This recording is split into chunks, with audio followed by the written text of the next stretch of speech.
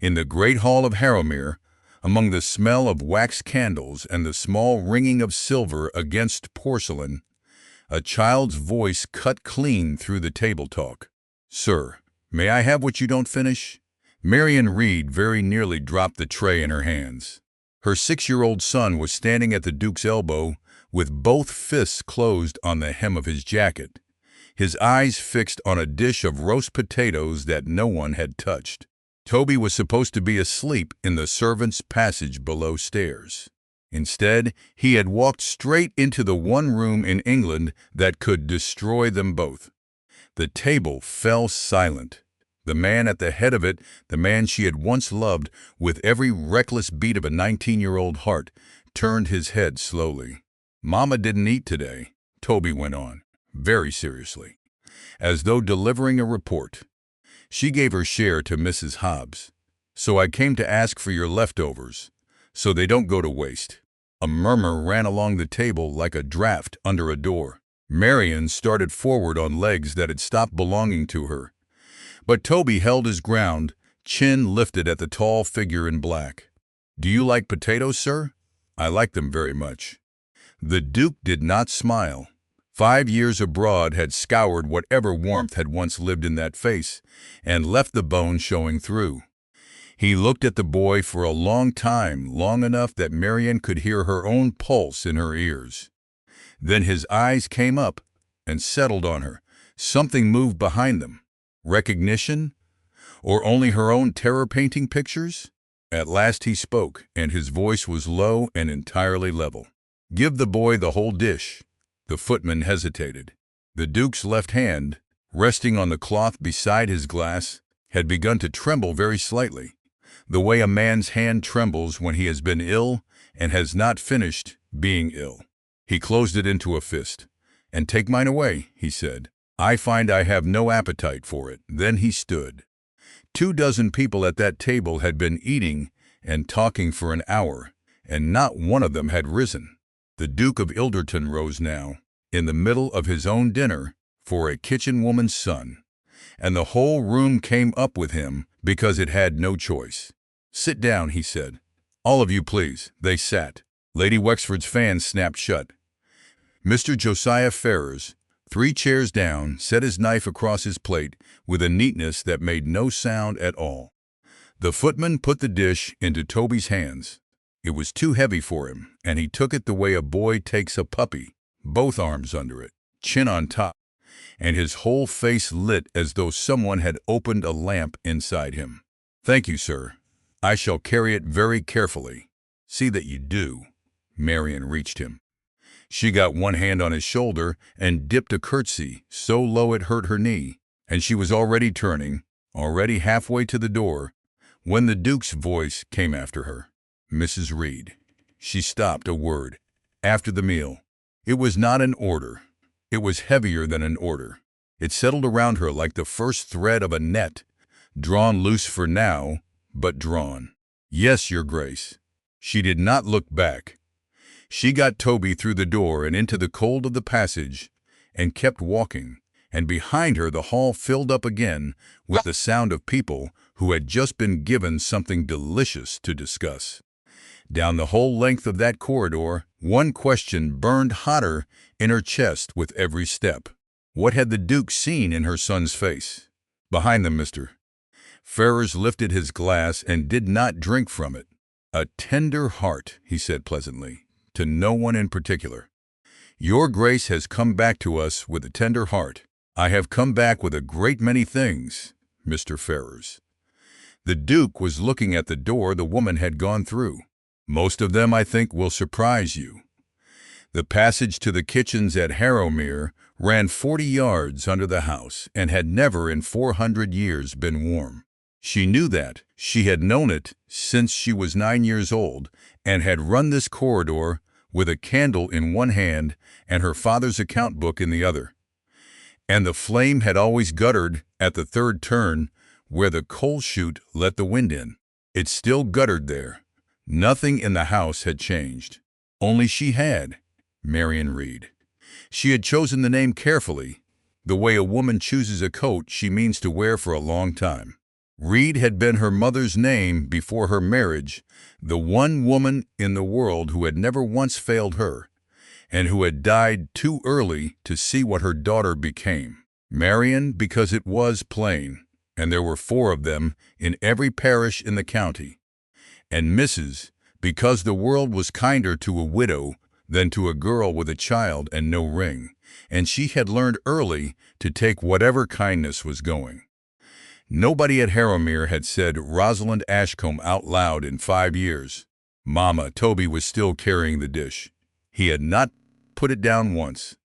She knelt in the passage and took it out of his arms and set it on the flagstones.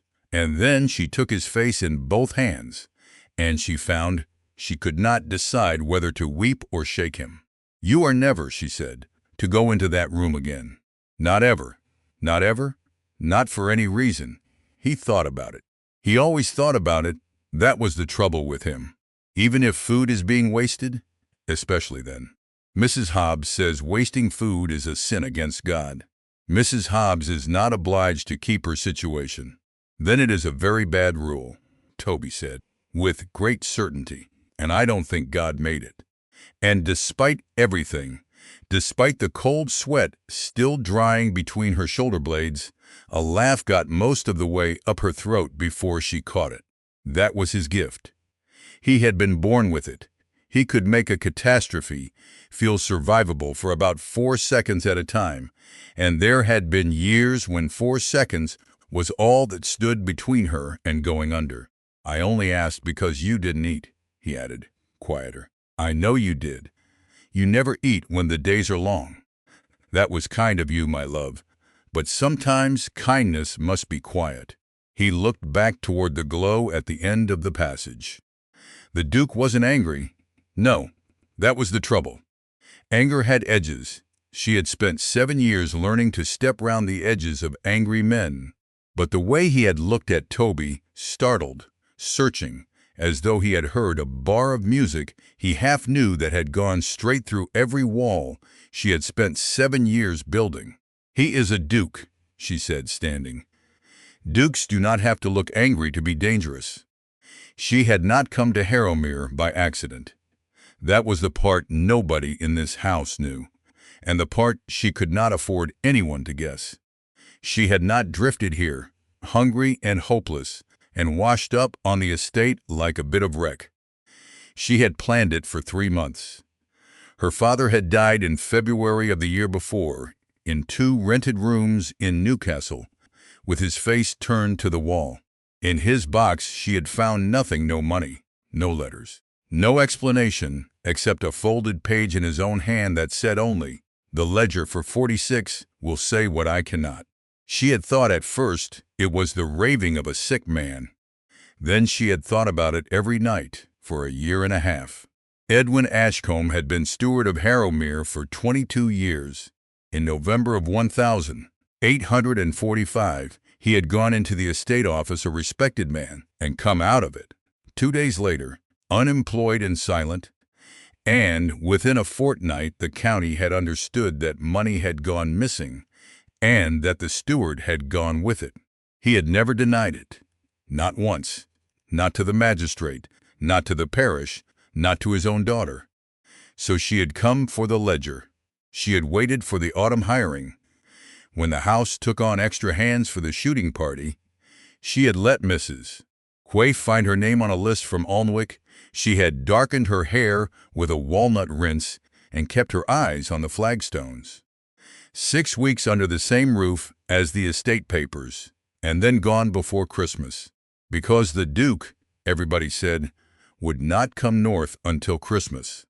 Then, on the 4th of October 1850, a black traveling carriage had come up the avenue in the rain 2 months early, and she had been standing at the scullery window with an onion in one hand and a knife in the other, and the knife had gone into her thumb.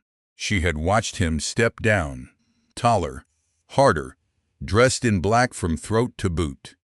And for one splintering second she had been 19 again, and standing behind an apple tree in the old orchard while the young heir to Harrowmere smiled at her, as though she were the only lit thing in the world. Then the second had ended as seconds do. She had stayed. She had told herself she had changed enough, thinner in the face, darker in the hair, 7 years, harder in the eye, that no duke alive would find Edwin Ashcombe's daughter among the women scouring his pans. She had been right for 11 days. In the still room, she made Toby sit on the bench and eat, and she watched him do it. And she did not eat herself. And he did not notice because he was 6, and because she had had a great deal of practice. When he had finished, she sent him to Mrs. Sowerby to be put to bed. Then she stood alone, with her hands flat on the cold table, and made herself breathe. Inside the lining of her bodice, sewn there so long ago that the stitches had gone brown, was a letter folded into 4. She had carried it for 5 years, not for love. She had stopped keeping things for love a long time ago. She kept it the way a soldier keeps the ball the surgeon took out of him, to remember exactly how stupid she had been and precisely where. Mrs. Reed, the footman, was in the doorway. His Grace will see you now. The library lay at the end of a corridor hung with portraits, and even as a girl she had felt tried and convicted by them. Tonight they seemed particularly satisfied with themselves. The footman opened the door and withdrew. Everard Vane was standing at the fire with one arm along the mantel. He had taken off his coat. In shirt sleeves he looked less like a duke and more like a man who had done actual work in his life, which he had and which she had not expected. On the desk beside him was a plate, bread, a wedge of cheese, a cut apple, a slice of pie. Not leftovers, fresh. For the boy, he said without preamble. Her throat closed. That is not necessary, Your Grace. No. He did not look at the plate. He looked at her. Children do not ask strangers for food unless they have gone without a good many times already. It is not a thing they invent. Heat came up her neck. He should not have disturbed your guests. He should not have needed to. She made herself look at the carpet. It was the wrong moment and the wrong room, and she was too tired, and the years came off her like a coat sliding from a chair. Her body remembered things her mind had forbidden it. The warmth of his hands, rain on the shoulder of his coat, the particular quiet in his voice the night he had said, "I am tired of pretending." "You go by Reed?" he said. "Yes, Your Grace." Not. He stopped. The pause went on a fraction too long. She counted 3 beats of it, and did not breathe through any of them. "Forgive me." He turned toward the fire. "You reminded me of someone. It was a foolish thing to say. She is dead." The room went very slightly out of true, the way a room does at the top of a stair. "I'm sorry to hear it," she said. "So am I." He reached for the water jug on the desk and poured, and his left hand shook not much, a tremor of an inch, but enough that the lip of the jug knocked once against the glass. He set it down and put the hand behind him with the unhurried composure of a man who had had a great deal of practice at that, too. She should have looked away. She looked. "You were in Ireland," she said before she could stop herself. "Mayo. 5 years less 3 months. A pause. "You are the first person in this house to say the word out loud. They have all been very careful to talk to me about the roads. I beg your pardon, Your Grace. It is not my place.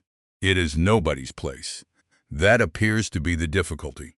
Far below, faint through 2 floors of stone, came the sound of Toby laughing at something in the kitchen, a bright, ridiculous, entirely unguarded sound.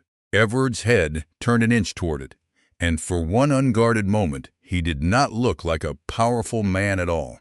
He looked like someone who had come home to a house he owned and found it colder than the place he had left. "Did you eat today, Mrs. Reed?" The room seemed to shrink to the size of the hearthrug. "Yes," she said. His eyes narrowed slightly. He said nothing at all, which was worse.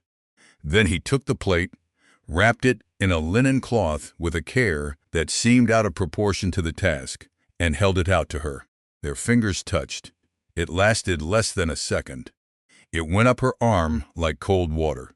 Her whole body knew him the way a hand knows, a stair rail in the dark, and everything she had spent 7 years constructing shivered on its foundations. Everard went still as well. His gaze dropped to their hands, then rose slowly to her face, and there was nothing in it of Duke's. She pulled away first. She had learned that.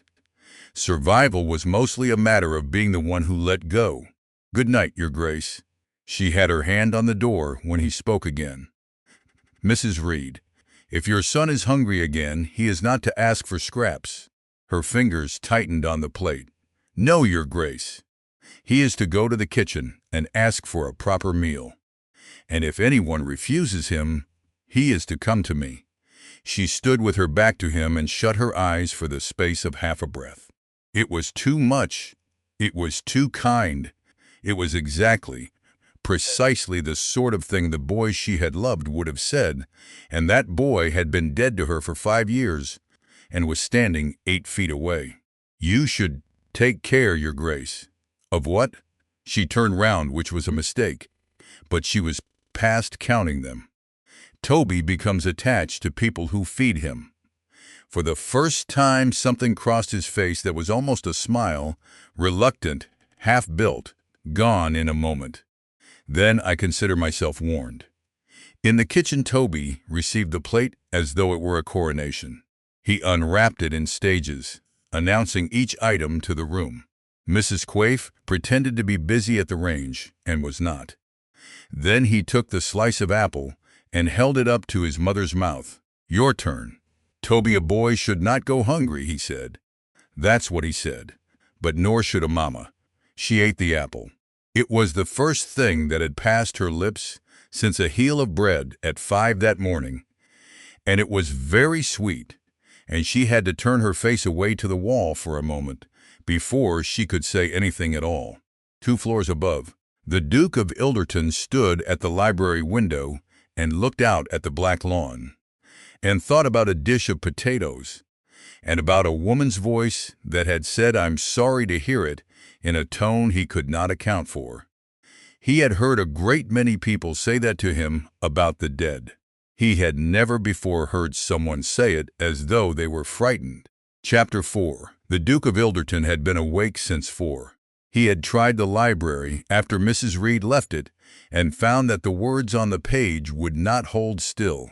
Every third line he arrived back at the same 3 sensations: the brush of her fingers, the flat way she had said yes when he asked whether she had eaten, and the odd, unaccountable pause before she answered anything at all.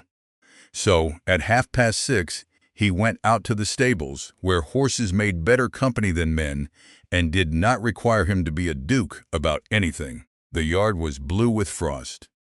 Steam came off the flank of his black gelding as a groom brought him out, and Everard stood with one gloved hand on the stall door, listening to hooves shift on straw, when a small voice arrived at the level of his elbow. "I came to thank you for the plate." He turned round. The boy from the dining hall was standing in the archway with a piece of straw in his eyebrow and the general bearing of an ambassador. "You are up very early," Everard said. "Mama says gratitude oughtn't to be lazy." Toby's eyes had already drifted past him to the horses and were making no attempt to come back. "She has a great many rules. Some are better than others." "Which are the bad ones?" "The ones about doors." "Ah, there are 11 rules about doors," Toby said, in the voice of a man reporting a hardship, "and only one about lying, which seems out of proportion." Everard discovered that he wanted to laugh, and found that the machinery for it was rusty and in poor repair. "Did you eat?" "Yes, sir, and Mama ate the apple, because I held it very near her mouth and looked disappointed until she did." "Is that effective?" "It is my best one," Toby admitted. "She is very strong about everything, except disappointing me." He said it without any complaint at all, with the flat certainty of a child who has never once had to wonder whether he is loved, whatever else he has had to wonder about. Everard had grown up in a house with 11 servants and 400 years of portraits, and had never in his life heard a boy speak of his mother as though she were a country he would defend with a stick. Toby's inspection traveled up him boots, coat, the thin white line of an old scar along the jaw, and settled on his face. Do dukes ever get lonely? The question went in under the ribs with such precision that for one absurd half-second Everard nearly answered it truthfully. Dukes are generally too occupied to consider it. Toby looked unimpressed. That sounds like yes, but with longer words.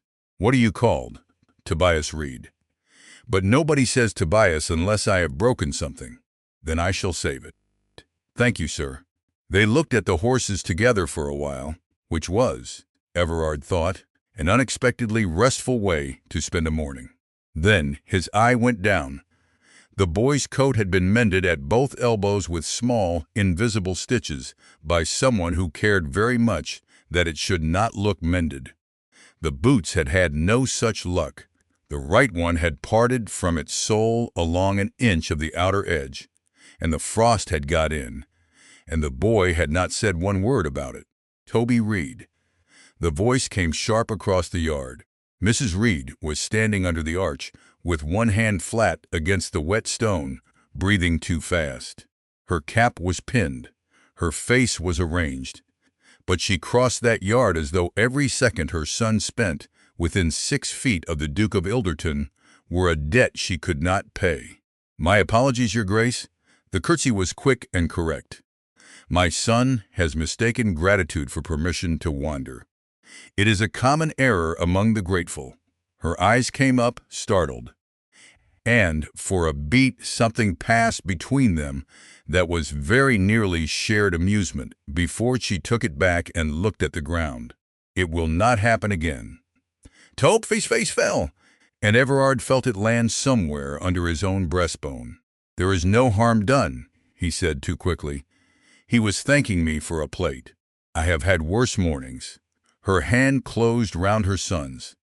She had moved, without appearing to move, a half step in front of him. It puzzled Everard more than it offended him. He had not threatened this woman. He had fed her child, and she stood there looking at his kindness the way a soldier looks at ground he suspects of being mined. She turned to go. He spoke before caution could stop him. Mrs. Reed, his boot is coming apart. Color went into her face, fast and painful. I know. 2 words, and the dignity in them nearly took the top of his head off. Of course she knew. She would know to the day when it had started, and how many weeks she had left before it could not be mended, and exactly what it would cost her. He gentled his voice. There is a cobbler in Nether Harrow. Send the account to the house. Her chin came up. That is generous, Your Grace. It is not necessary.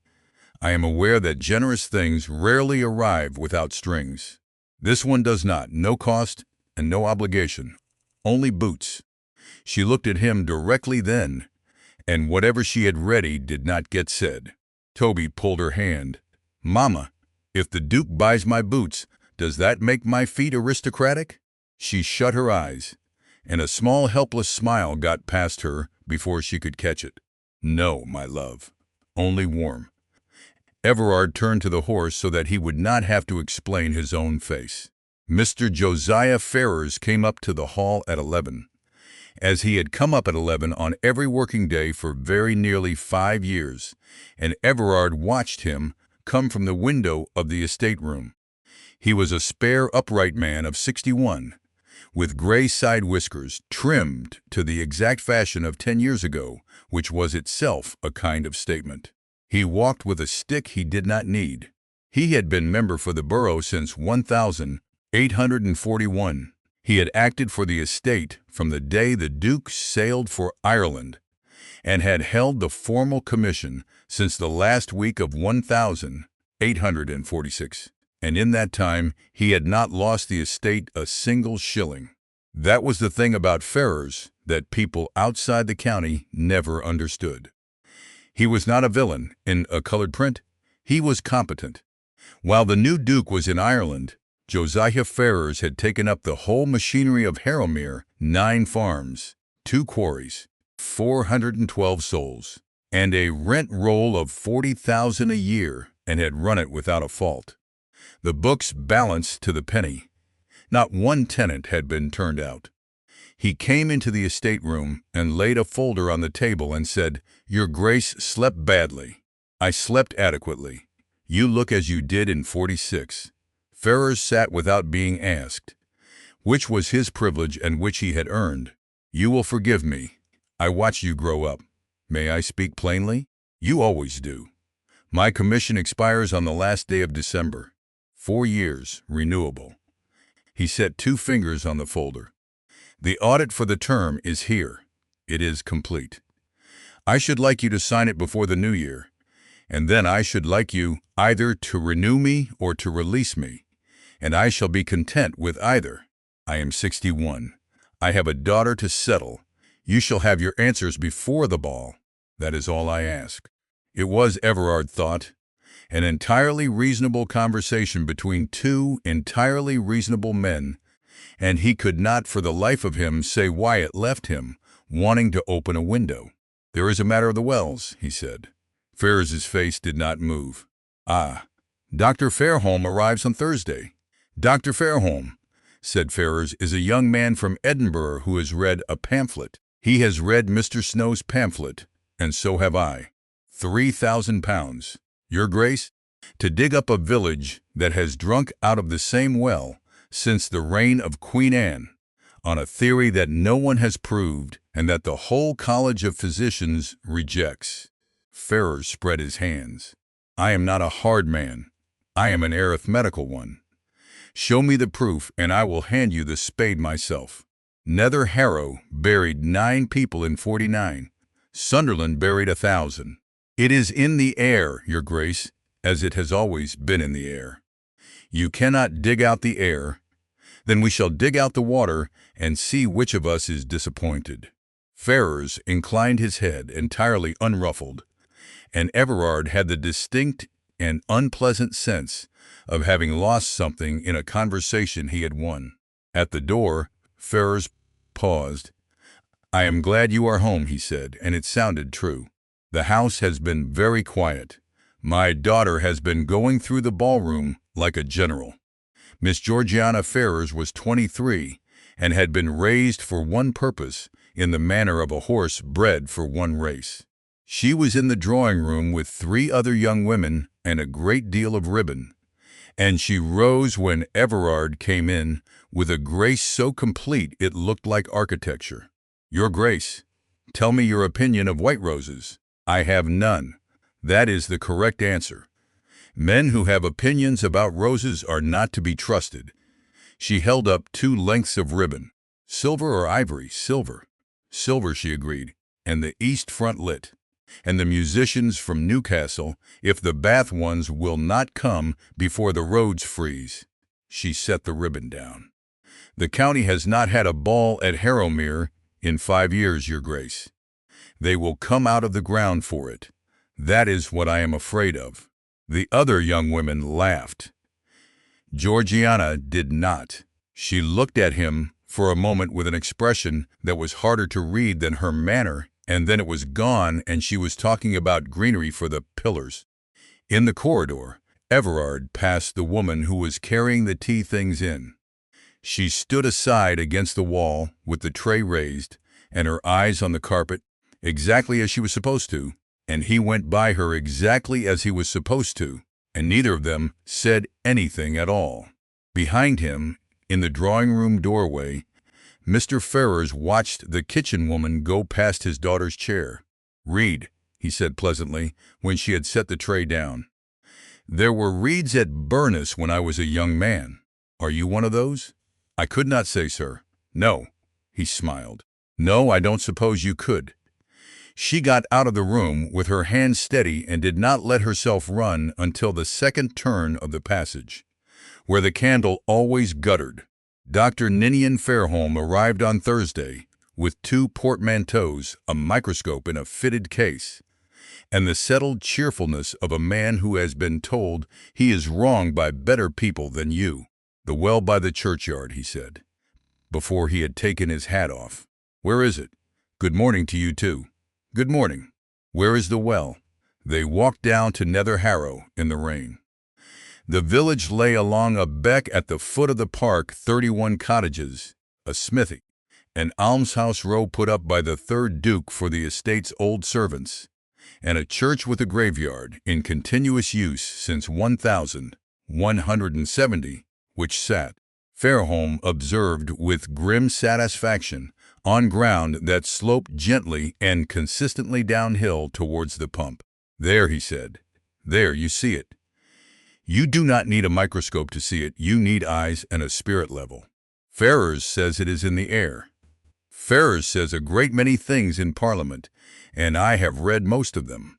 Fairholme crouched by the pump trough with his coat trailing in the mud. "Mr. Snow's argument is this, and it is not complicated. Cholera does not take the lungs, it takes the bowel. Whatever it is swallowed. And in a village where the dead lie uphill of the water, he stood up. How many died here in 49? 9. Then you have been fortunate, and you will not be fortunate twice." Everard looked down the row of cottages, smoke coming out of most of them. A woman on a doorstep with a child on her hip. Somewhere behind him, a boy was hammering something with more enthusiasm than skill. He had signed 14 ejectment orders in Mayo in the spring of 1847, under a clause of the law that said a man holding more than a quarter acre could have no relief. He had signed them at a desk in Castlebar with his own hand while his own fever was coming on him, and he had told himself at the time that there was no other way to keep the rest alive, and it was possible that this had even been true. He had never once been able to make it stop being his signature. "Do it," he said. "Cap the churchyard well. Dig the new one at the head of the beck. Lay the drain in stone and not in wood, and I want the tenants paid day labor for the work and not obliged into it." Fairholme looked at him sidelong. "Ferrers will fight you." "Yes. The village will fight you too, you know. They like that well." "Yes," said Everard. "I have noticed that people prefer to drink what killed their neighbors rather than admit what killed their neighbors." Toby had discovered the library. This was, Everard reflected, entirely his own fault, since he had told the boy where it was. He came in on the 11th of November to find him halfway up the rolling ladder, with one arm out towards a shelf of quarto romances, and crossed the room in 6 strides and stood underneath him with both arms raised. "Toby, I am nearly there. You are nearly on the floor. Come down." Mrs. Reed arrived in the doorway at that moment, breathless, and stopped dead at the sight of the Duke of Ilderton standing under a ladder with his hands up like a man expecting a falling cat. "Toby Reed, why are you on the library ladder?" Toby looked down as though the answer were painted on the ceiling. "Mama needs a night." There was a small silence.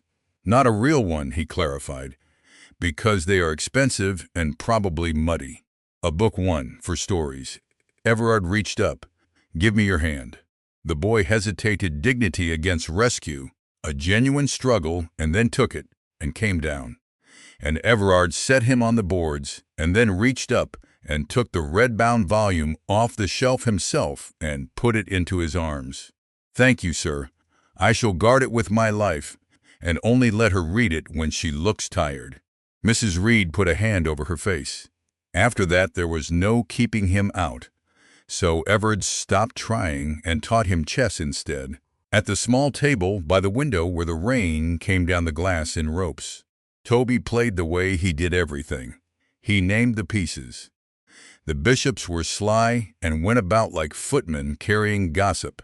The rooks were reliable but stupid. He fell in love with the knights on the first afternoon and never recovered, because the knights were permitted to jump, and because they went sideways to rescue people, which he considered the whole point of having a horse. "You cannot do that," Everard said on the fourth day. "Why not?" "She's the strongest one." "She is. But she cannot cover the king and the bishop at once. She has to choose which of them to lose." Toby's chin came out. "That isn't fair." "No, then why is it the rule?" Everard looked at the board for a moment. "Because it is generally true," he said, "and games are only true things with the boring parts taken out." At the edge of the room, with a tea tray in her hands, Rosalind Ashcombe stood absolutely still. She had only meant to pass through. Instead, she was standing in the doorway of the Harrowmere library, watching her son kneel up on a chair opposite the Duke of Ilderton with the winter light on his hair, his whole face alive with concentration, and she was listening to a man speak to him in a low, patient rumble she had never once heard him use on a living soul. It was unbearable, not because it was wrong, because it looked so exactly, so unforgivably right. Everard glanced up and saw her, and the air between them pulled tight enough to hurt. Then, from the sitting room across the corridor, Miss Ferrars' voice came through cool and clear. "Mrs. Reed, the tea grows no warmer while you admire the carpet." Chapter 7. The map arrived on a Tuesday. Toby presented it in the library with both hands, the way a herald presents a treaty, and stood back to allow it to work. It was drawn on the back of a laundry list in 3 colors of pencil, one of which had plainly been stolen. The kitchen was enormous and occupied most of the ground floor. The stables were drawn from the point of view of a horse. There were 3 secret tunnels, all suspected, none confirmed, each annotated probably. And across the width of the drawing room, in letters that grew larger as the writer's confidence increased, was the legend, "Miss Ferrars may be here." Everard laughed. It came out of him before he had any say in it at all, a rough, cracked, wholly undignified noise that startled the both of them, and which had not been used in so long that it came up out of storage with the shape of the box still on it. Toby's face went incandescent. He clapped once and then put his hands behind his back, and then could not manage it and clapped again. "You may keep it," he said grandly. "I can make another. I know where the pencils are." "That," said Everard, "does not surprise me." He folded the map along its creases and put it in the breast pocket of his coat, inside, against the lining. From the door, where she had come with a scuttle of coal and had not yet been noticed, Rosalind watched him do it. She got herself out of the room and down 2 flights of stairs and into the cold of the back passage before she had to stop and put her forehead against the wall. It was not the laughing that had done it. She could have survived the laughing. It was the small, private, entirely unconsidered gesture of a man putting a child's drawing away in the place, over his heart, where men keep the things they are not prepared to lose. It went on. That was the difficulty. It simply went on. Toby thanked the scullery maid for hot water every morning, until she began saving it for him. He asked Mrs. Sowerby whether dukes were born knowing where all their rooms were, or whether they had to be issued with a map as babies, and Mrs. Sowerby, who had not been amused by anything since 1847, had to leave the room. He announced that soup was greatly improved by containing things that needed rescuing from the bottom, and won a permanent extra carrot from Mrs. Quaife, who said she did it to shut him up and did not. Wat Ridley, the boot boy, showed him where the mice held their races behind the flour bins. But what fixed him in that house was none of it. It was the way he loved his mother. He pushed bread into her hands when she forgot. He got her cramped fingers between his 2 small palms and blew on them. And when the second housemaid said something about the widow with no ring on her, Toby appeared at his mother's elbow and asked the woman, with grave courtesy, whether she had lost something kind out of her mouth, as he could help her look for it. Rosalind did not scold him until they were alone in the still room with the door shut. "You must not fight my battles." Toby considered this seriously. "But you fight mine." "That is different. I am your mother." "And I am your Toby," he said, as though she had made an elementary error in arithmetic. She pulled him in and put her face into his hair and breathed there for a while and did not say anything because there was nothing to say that would not have frightened him. She was not afraid of the housemaid. She was not even, particularly, afraid of Miss Ferrars. She was afraid of what this house was teaching her son to want. She had 11 days left before the shooting party broke up. She had reckoned it out in the dark.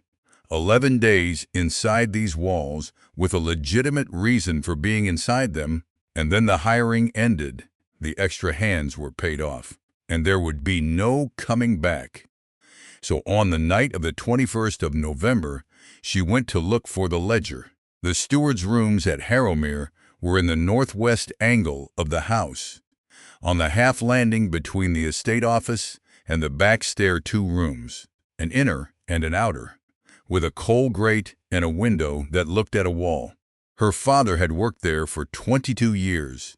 She had done her lessons on the floor of that outer room with her back against the fender while he added up columns above her head and hummed without knowing he was doing it. There had been no steward since. Ferrars ran the estate from Alnwick and came up to the house. He had never wanted the rooms, so they had simply been shut, and had gone the way shut rooms go. And when she got the door open, the smell that came out at her was cold soot and old paper and, underneath it, very faintly ink. She stood in the doorway with her candle and had to wait for a moment. Then she went in. The presses were empty. She went through them anyway, shelf by shelf, and found 4 dead spiders, a pipe stem, and a receipt for lime. The desk was a great square Georgian thing, built into the window bay, too heavy to move and not worth the trouble. She opened every drawer. Empty. A tray of nibs gone orange with rust. Empty. Nothing. The room had been swept.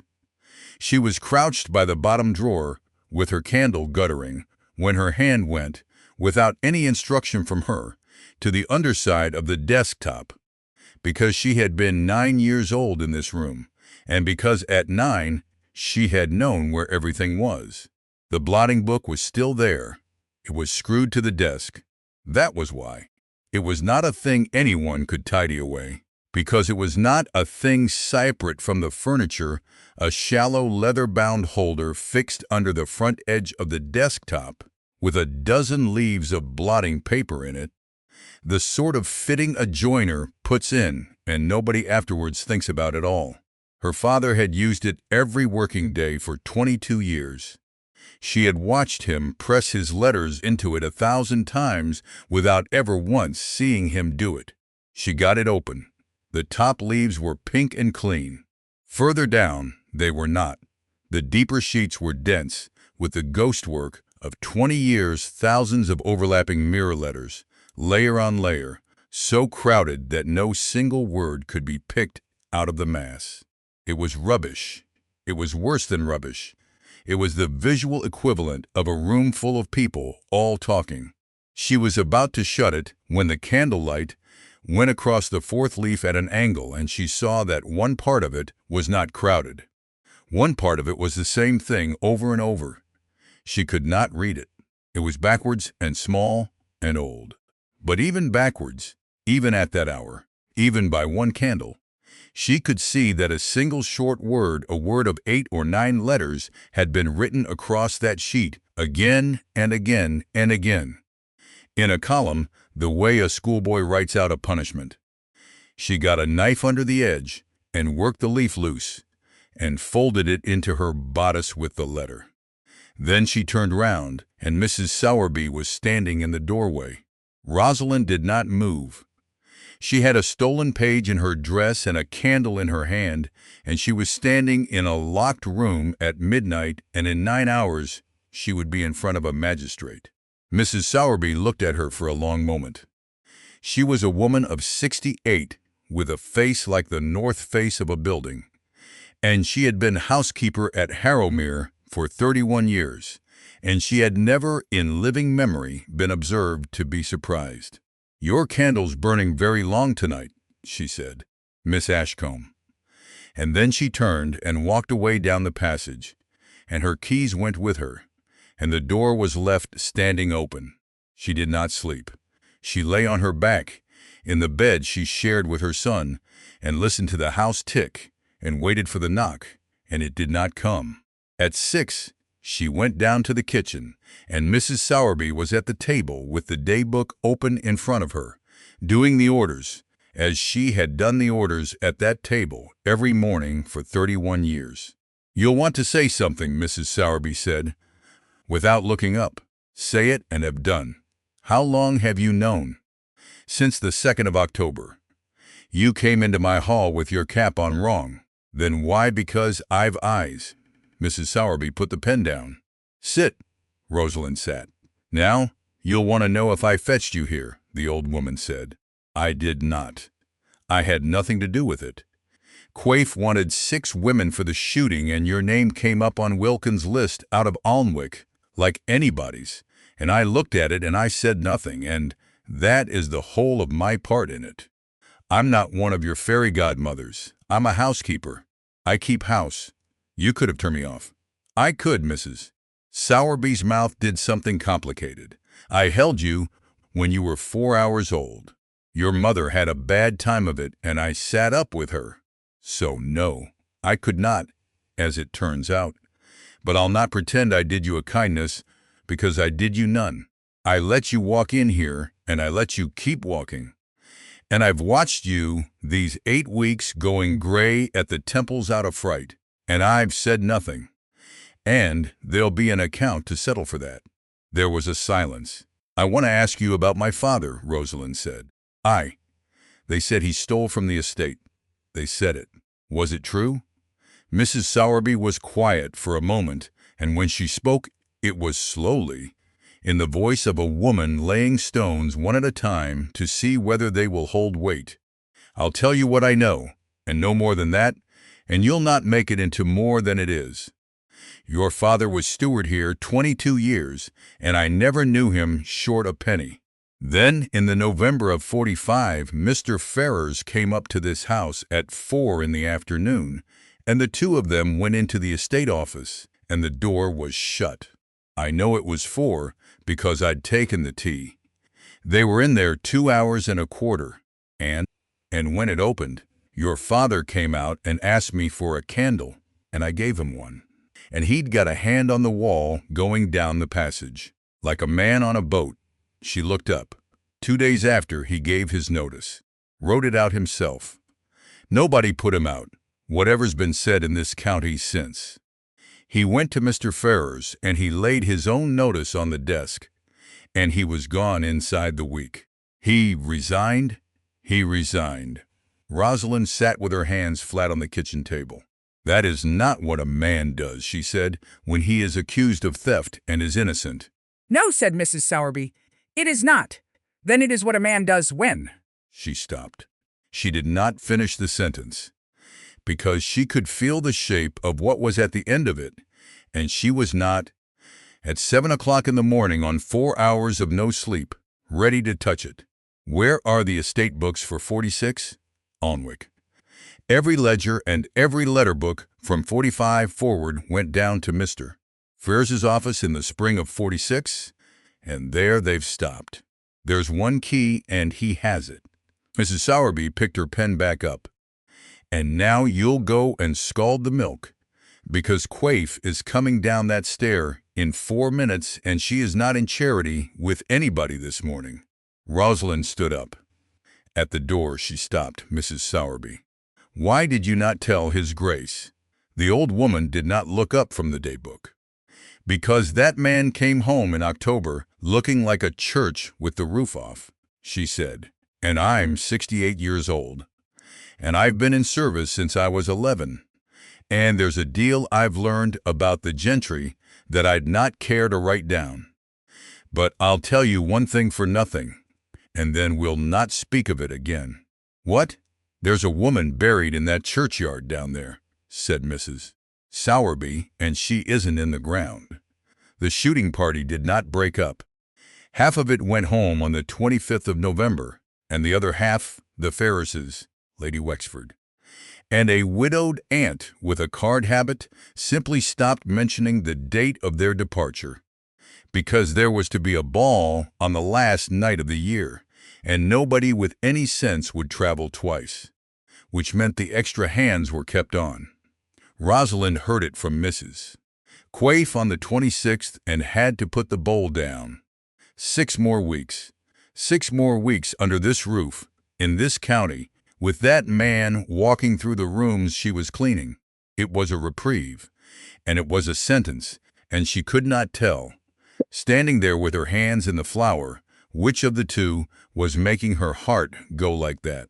Miss Ferrars took the drawing room every afternoon at 4, and Rosalind carried the tray in every afternoon at 4. And by the first week of December, this had acquired the character of an appointment. Mrs. Reed, how fortunate.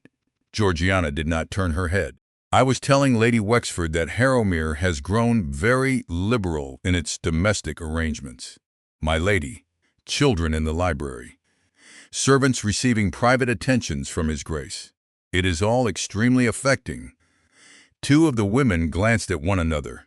Rosalind set the tray down and began to pour. His Grace has been kind to my son, she said. Yes. A delicate pause. One does wonder why. The room thinned around her. She had felt this before, the particular silence of a drawing room, settling itself to watch. And she kept her hands still, because her hands were the only thing in the world she still had complete authority over. Though I dare say it is nothing, Georgiana went on comfortably.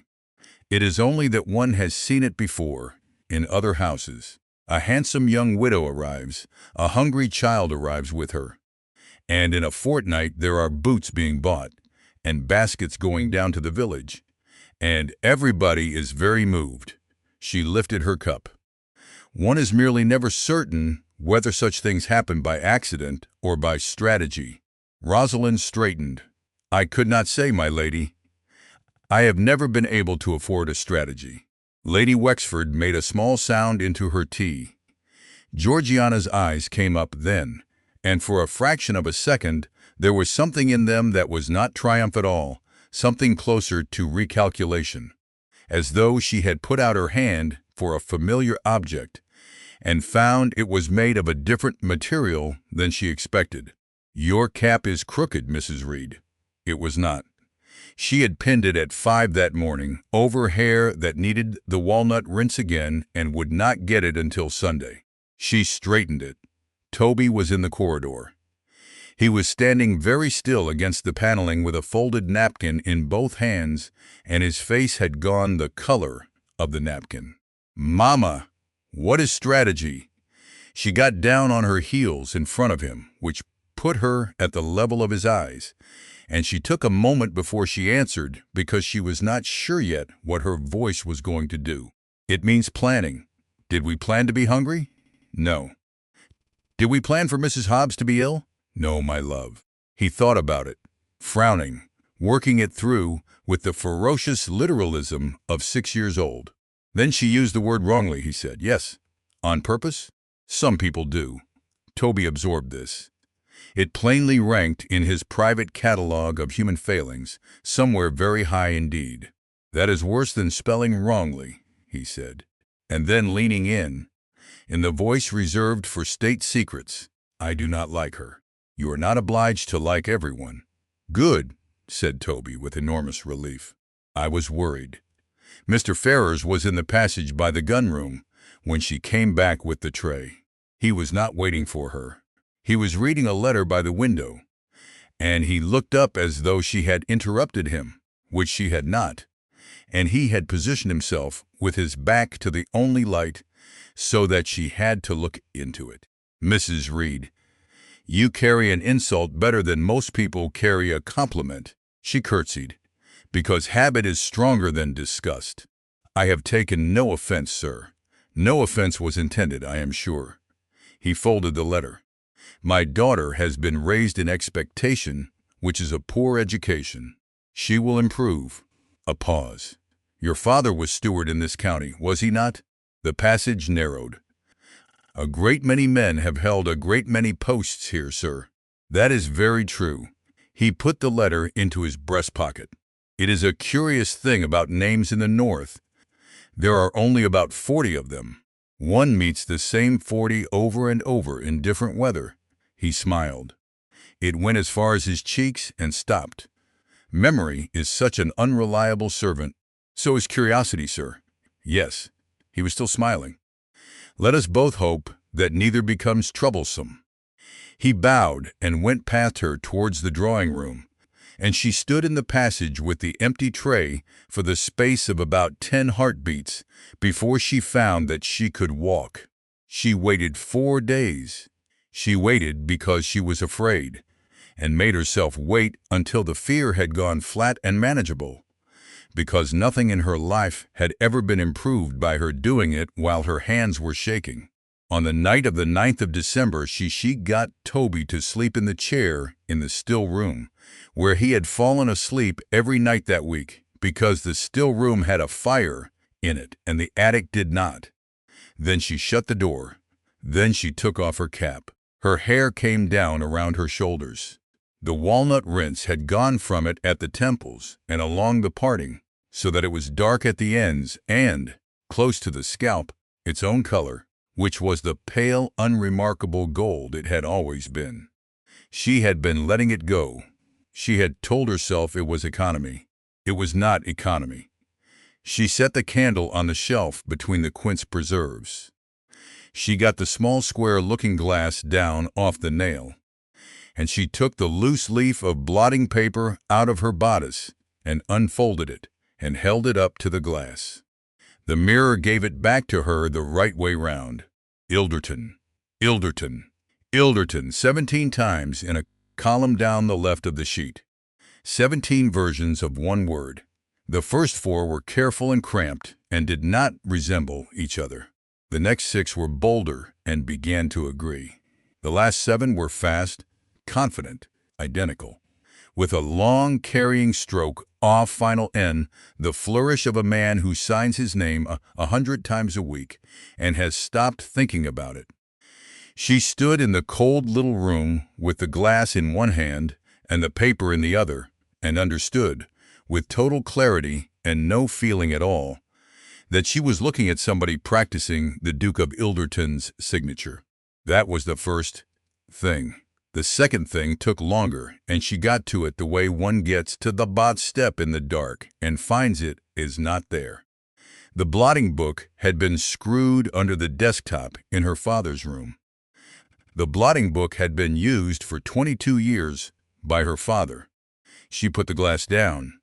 She took the letter out of her bodice, the letter, the one, folded into 4, with the creases gone soft as cloth, and one corner worn away entirely, and she opened it out on the shelf beside the blotting leaf, and she made herself look at both at once. She had read that letter perhaps 2,000 times. She had read it for its cruelty in the first year, and for its wording in the second, and for evidence of forgery in the third, and had found none, because she had been looking in the wrong place. She had spent 5 years comparing that hand against Everard Vane's. She had never once compared it against her father's. The way the D went up and then came back on itself and laid its stroke over the top of the word, like a man crossing his arms. Shh!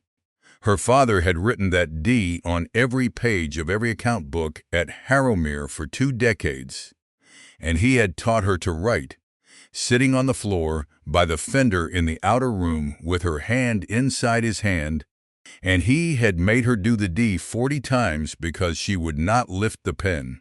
She looked at the letter that had ended her life. It was in her father's hand. There was no noise in the still room except the fire settling. She did not cry. She did not fall down. She had rather expected, in a distant way, to do one or the other, and instead she found herself sitting down slowly on the stone flags with her back against the shelf, and putting the letter on her knee, and reading it once more from the beginning in the new voice. "You have misunderstood me. What passed between us was a boy's foolishness, and I am ashamed of it. Her father had written that. You are not to write again. You are not to wait. Do not shame yourself further by hoping. Her father had sat at the desk in the room where she had learned to read, and had taken a clean sheet and had written "Do not shame yourself further" to a girl of 21 who was 200 miles away in a rented room in Newcastle, with an 18-month-old child on her hip, waiting for the post, the way other people wait for a verdict. And then he had pressed it into the blotter under the desk and gone home to his supper. And when it was all over, and she was ruined past mending, he had come to Newcastle to live with her, and had eaten at her table for 3 years, and had watched her turn her own dresses to make the boys' clothes, and had never said one word.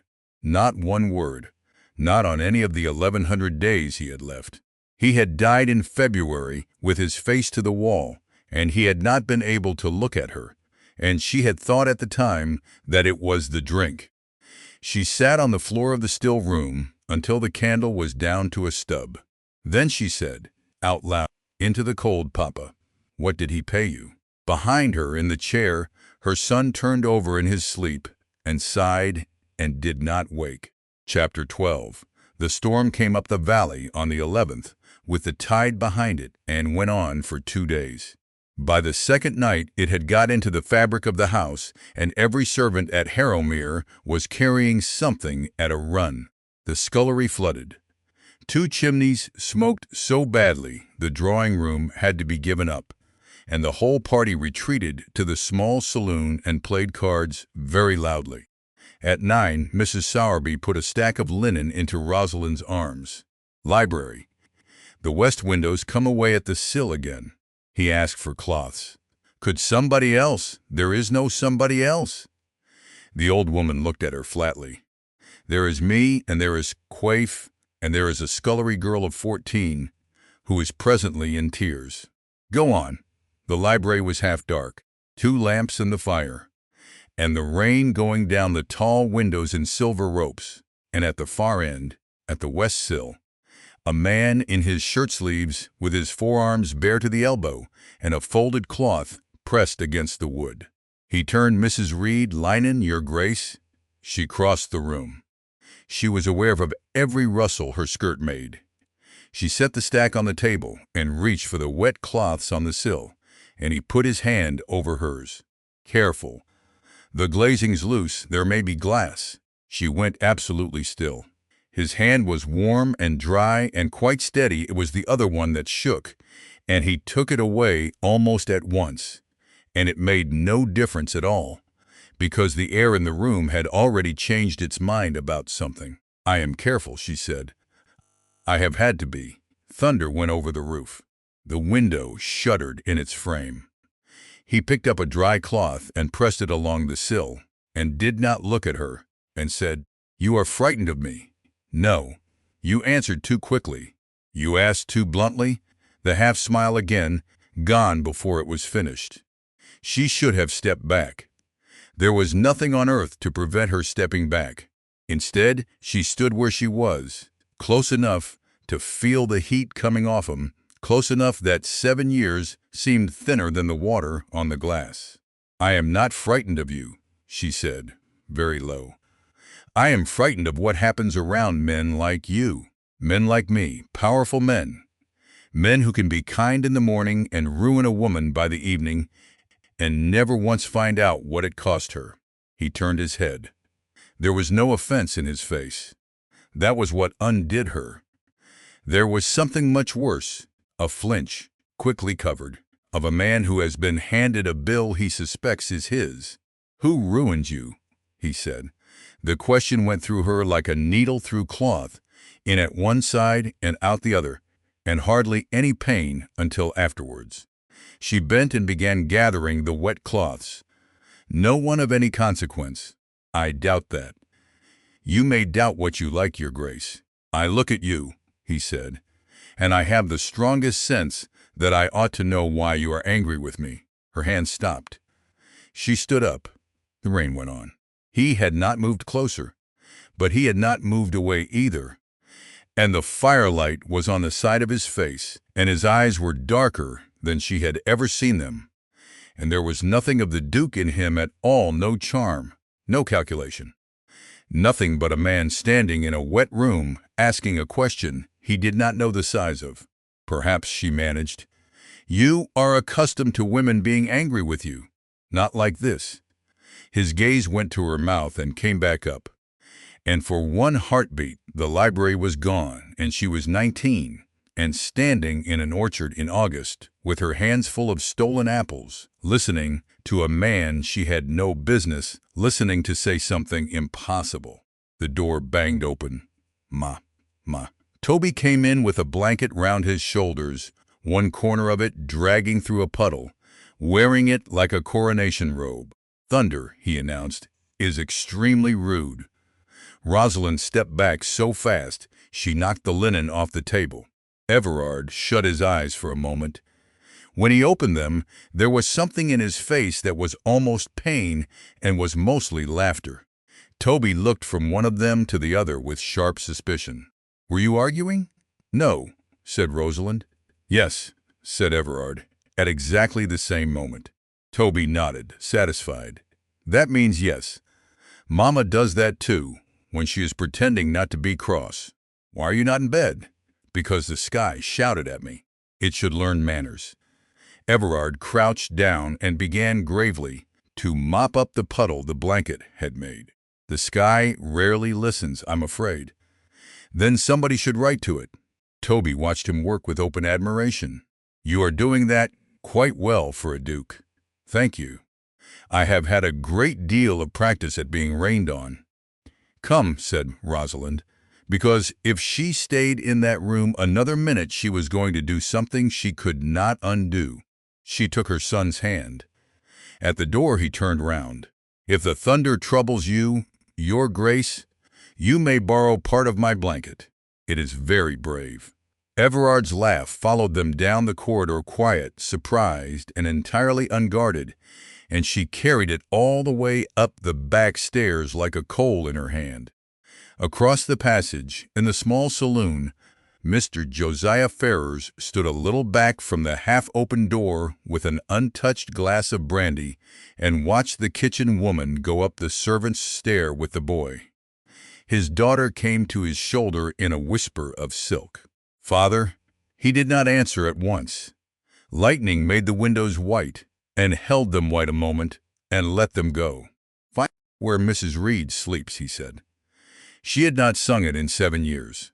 It was a Northumbrian thing, older than anybody could account for, and it had come down through kitchen girls and tenants' wives rather than through print, so that everybody in the valley knew 4 verses, and no 2 households agreed on which 4. Her mother had had it off a woman at Burness. It was the tune people in that country sang over sick children and stone-picking and bread.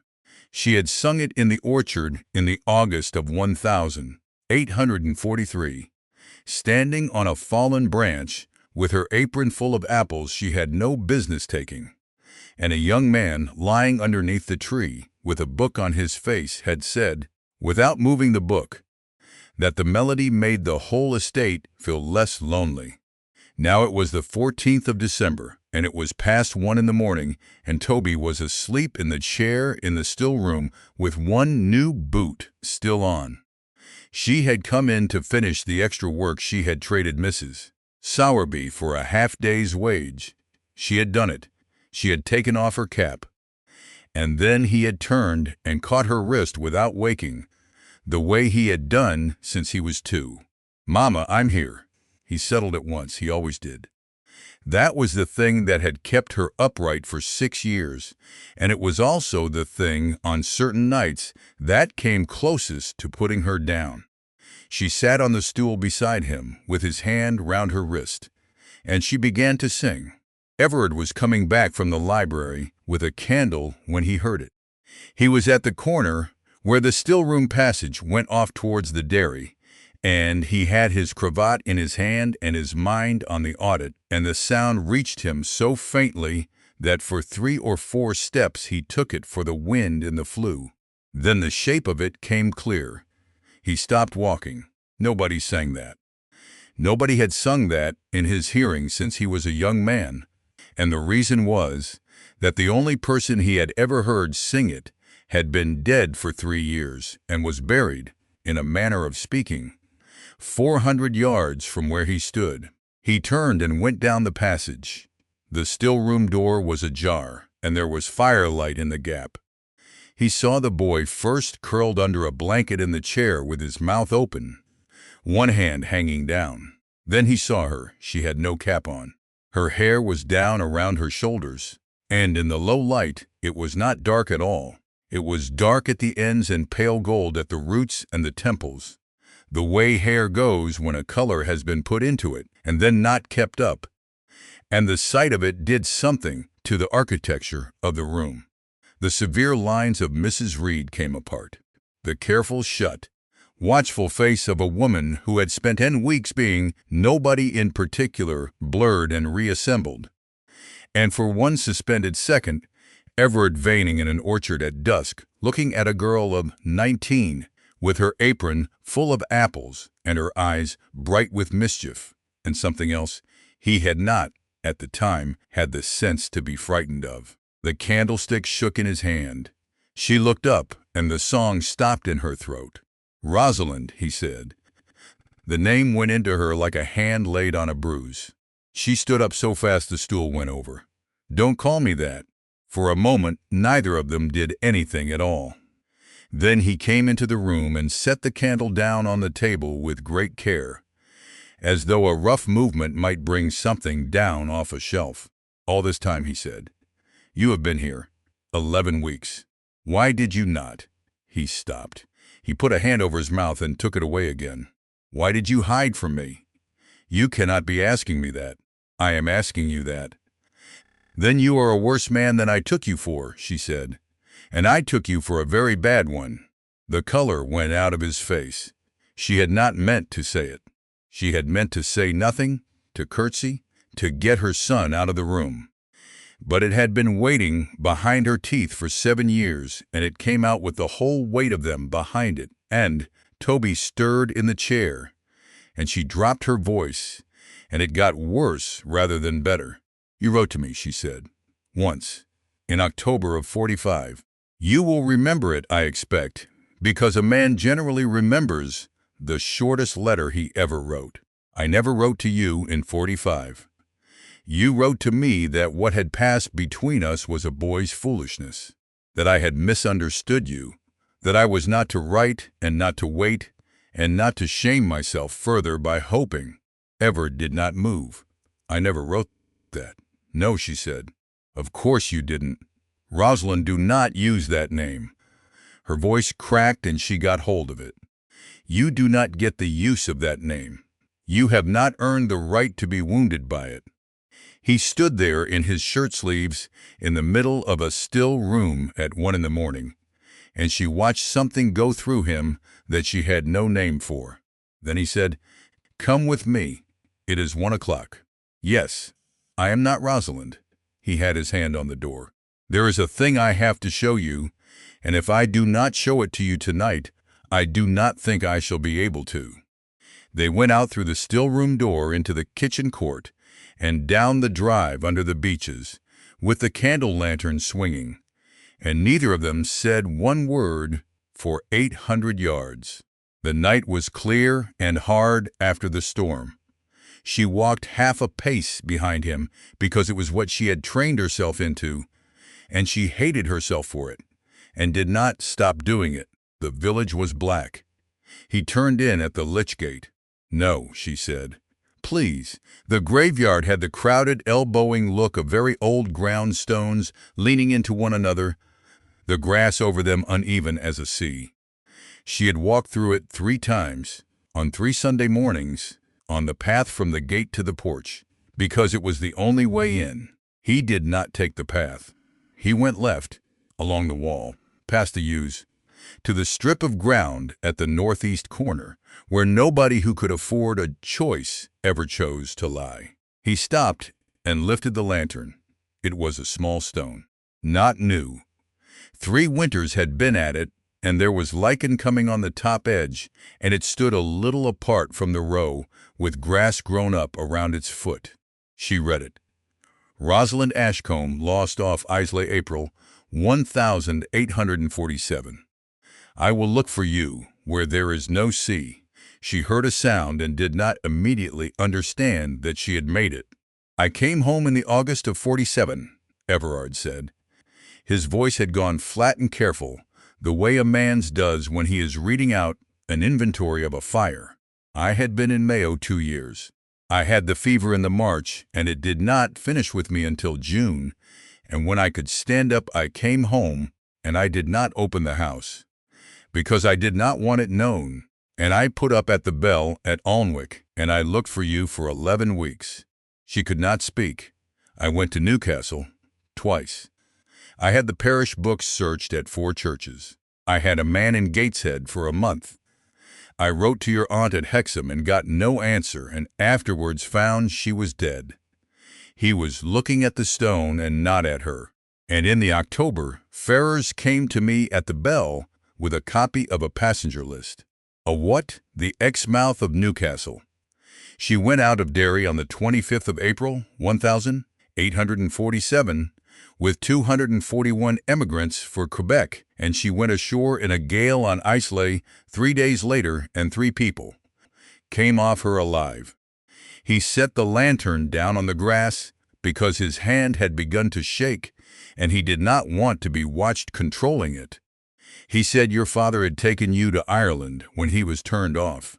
He said a great many people from this county went out through Derry that spring because it was cheap, and he had the list. And it was the 9th name on the second sheet, and it said Ashcombe. Rosalind, 22, spinster, of Northumberland. The frost was coming down out of the black sky onto the grass and onto the stones and onto her shoulders. He put my name on a list, she said. Yes. He wrote my name on a list of drowned people and gave it to you. Yes. And you believed it. Everard did not defend himself. I believed it, he said. In 11 weeks I had found nothing at all, and then a man I had trusted since I was 6 years old put a paper in my hand that explained everything. And it was the only explanation anybody had offered me, and he stopped. And I wanted it to be finished. That is the truth, and you may do what you like with it. 11 weeks is a long time to be looking for somebody in the rain, and I was not well, and I wanted it to stop hurting in a particular way and be permitted to hurt in a simpler one. So you put up a stone. So I put up a stone in the November. And in the December, I went back to Mayo, and I stayed 3 years, and I did not come home again until the commission expired, and I was obliged to. Rosalind stood in front of her own grave in a hard frost at 2 in the morning and found that what she felt was not grief. It was something much stranger. I have walked past this, she said. He turned his head. 3 Sundays, that path there, past the yews. I saw it. I saw the stone. I saw there was an Ashcombe. I thought she heard her own voice go up and could not stop it. I thought it was a cousin. There were Ashcombes at Elsdon. I thought it was a cousin, and I thought, how strange, and how sad. And I went into church, and I sat at the back, and I sang. Everard put his hand over his eyes. Every Sunday for 3 weeks, she said, I walked past my own name in the ground, and I pitied her. The note came up with the kitchen fires. The old orchard, at first light. Please. She nearly tore it in half. The orchard was not a place. The orchard was a wound with roots in it. But at 7:30 she was crossing the white grass of the park with her shawl pulled round her, because she had lain awake since 3, and had understood at about 5 that there was no version of the next hour in which she did not go. The trees stood bare against a hard bronze sky. It was the coldest morning of the year so far. He was waiting under the old tree, the one at the end of the second row, the big one, the one whose lowest branch was rubbed smooth on the underside where 2 generations of children had swung on it. She stopped 6 feet away. I need to know, he said, whether I heard you correctly on Thursday. You said something in the still room, in the middle of it, and I have not slept since." She had known this was coming from the moment she read the note. She had spent the walk deciding to lie. A rook went up off the wall and went over them, complaining. "Yes," said Rosalind, "Toby is yours." Everard did not move. His face changed by almost nothing at all, a tightening at the eyes, a shift in the set of the mouth, and she watched the whole enormous weight of it arrive in him and go down through him and settle. He looked at the ground for a long moment. Then he said, in a voice she had not heard from him before, "How old was he when he first walked?" She had prepared for demands for "how do I know?" for there must be proof. For the flat, ugly arithmetic men do out loud in these situations. She had an answer ready for everyone. She had nothing at all ready for this. 13 months, she said. Nearly 14. He was late, and I was frightened about it. Her voice was not behaving. He waited until I had my back turned. Then he crossed the whole room to steal a heel of bread off Mrs. Hobbs's table, and when I turned round, he was standing up eating it and looking at me as though I had been the one making a fuss. A sound came out of Everard, and he shut his mouth on it. His first word, "Mama," she had to stop. Mrs. Hobbs always insisted it was butter. It was not. He said it with great conviction, several times at 4 in the morning. He was having difficulty? Was he often ill? No. He is a strong child. He always has been. There was a fever when he was 3 that frightened me out of my wits. He was so hot, I could not. She pressed the heel of her hand to her mouth. I slept sitting up for 2 nights with him against my chest, because he cried whenever I put him down. Everard turned away from her. He stood with his back to her, under the apple tree, with one hand braced on the trunk, and he did not make any noise, and his shoulders went once. Rosalind had imagined his pain a great many times over 7 years. She had imagined it in detail. It had been, in certain winters, one of the few luxuries available to her. She had never once imagined that when she finally saw it, it would look so much like love. When he turned round, his face was wet, and he had not attempted to do anything about it. "He is afraid of thunder," he said, "only when he thinks I am not near. He likes carrots in soup because they need rescuing. He likes anything better if it sounds heroic. He looks after you." She looked down at the frost. He learned to too young. Everard took one step towards her and then stopped, deliberately, leaving the whole distance in her hands. "I am sorry, Everard, for every year I did not know, for every door that was shut in your face, for every name you were called in a shop, for every meal you gave away while I sat 40 miles off, with 40,000 a year, and did not know my own son was going hungry under my roof. You did not know." "No." His voice broke on it. "But he paid for it." She turned away and put her hand over her mouth, and it did no good at all. She had got through 7 years by refusing, absolutely and as a matter of policy, to collapse. She had swallowed shame and hunger and gossip, and the particular loneliness of a woman who cannot afford friends. And she had made herself small enough to get through every narrow door that life had left standing open. And she stood in the orchard in the December frost and cried like a girl and hated it and could not stop. He did not touch her. That was, she thought afterwards, the only reason she got through it. When it was over, she wiped her face with the back of her wrist and said thickly, "There is something you should know about me before you decide anything. There is nothing I used to hate you for not coming." She looked at him. "And then I hated myself for still hoping you might. And I do not know which of those 2 things I have spent more of my life doing, and neither of them made me a better woman." Everard was quiet for a moment. "Then I shall tell you something before you decide anything," he said. "In the March of '47, at Castlebar, I signed 14 ejectment orders." She stopped breathing. "There is a clause in the Relief Act. A man holding above a quarter of an acre may have no help from the parish, so the choice is his land or his food, and if he gives up the land he is a pauper, and if he keeps it he starves on it.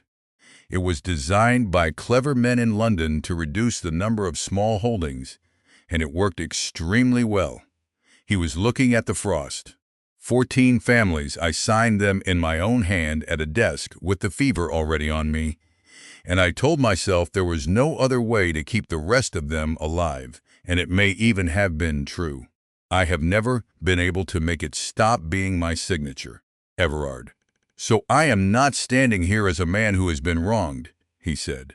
I want that understood between us before another word. I am standing here as a man who has done a great deal of harm at a desk, asking to be let near a child. The rook came back over. Somewhere down at the home farm a dog was going on about something. He is not to know, Rosalind said. Not yet, no. Not until I have decided how it is to be done, and where, and what happens to him afterwards if it goes wrong. He is 6. He has never had a father, and he has never once complained of it. And if you give him one, and then it is taken away from him, it will not be taken away from him. Everything, she said, is taken away. Everard looked at her for a long moment. Not until you choose, he said. You have my word. Rosalind pulled her shawl round her shoulders. Until we choose, she said. And she watched that go into him and take and settle somewhere. It was clearly going to stay. At breakfast on the 16th of December, the Duke of Ilderton was in an excellent humor, and everybody at the table found it unnerving. He asked after Lady Wexford's sister. He listened to a long account of a dispute over a pew at Rothbury, and made 2 remarks that were nearly amusing. Then, while cutting into a pear he had no intention of eating, he said, I have been neglecting the correspondence from the year my father died. Nothing happened. That was the interesting part. Nothing happened at all. No one looked up. No one paused, except that Mr. Josiah Ferrars set his cup down in its saucer, and the china made one small sound, and it was the only sound in the room that had not been there before. Have you indeed, said Georgiana. I have. 5 years of letter books and the estate ledgers from 45 forward, and every account of the last illness. Everard laid the pear aside. I have written to Cranmer and Sons at Newcastle, and they are sending a man up on the 2nd of January. 6 weeks' work, I should think. Perhaps 8. Ferrars's face was entirely pleasant. An audit within an audit, he said. Your Grace does not do things by halves. I find things left undisturbed too long become remarkably interesting. They become damp, said Ferrars, and mice get at them. I would not raise your hopes. Your father's last months were disorderly. I have said so in every report I have made you. Half of what you are looking for was never filed, and the other half was filed by a dying man's secretary. Then Cranmer's man will find nothing, and I shall have wasted 80 guineas, and you will be able to say so at dinner for a year. I shall look forward to it, I am sure. Georgiana turned the conversation to greenery for the pillars, and it went, and everybody was extremely glad to let it.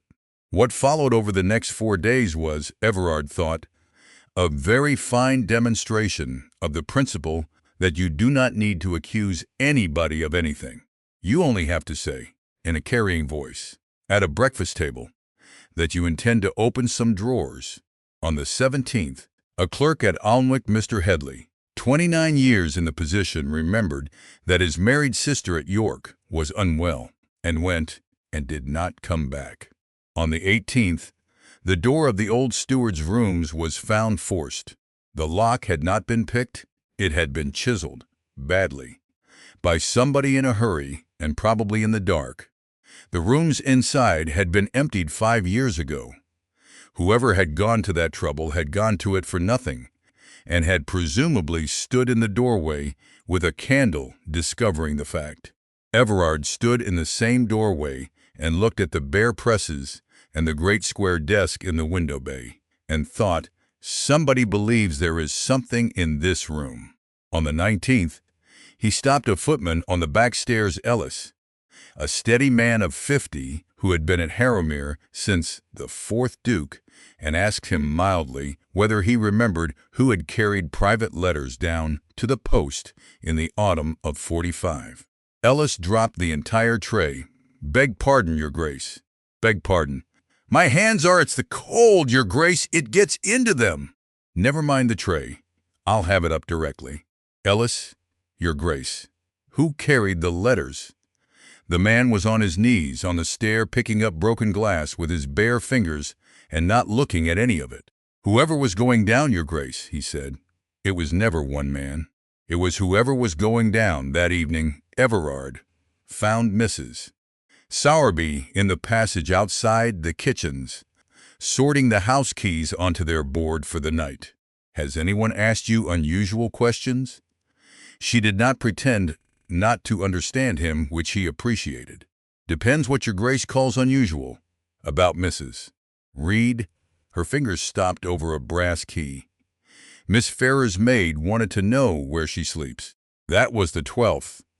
One of Mr. Ferrers's men, the one that drives, wanted to know whether the boy shares her room, and whether she goes down to the village of an evening, and who she goes to see. "What did you tell them?" "I told them both the same thing, which was that I appear to have mislaid my patients," said Mrs. Sowerby, hanging the key, "and cannot be expected to find their answers as well." Everard's mouth moved. "Thank you." The old woman shut the key cupboard and locked it and put the small key in her apron. And then she said, without any particular expression, "That woman has been hunted enough, Your Grace." She went into the kitchen and left him standing in the passage. The estate office at Alnwick stood on the north side of the marketplace, over a corn factor's, with its own stair from the yard. They went down on the Saturday in the carrier's cart as far as the turnpike, and on foot after, because Mrs. Sowerby had a sister in the town and a standing reason to be there. "You understand what this is," Mrs. Sowerby said, on the road. "Yes, say it then."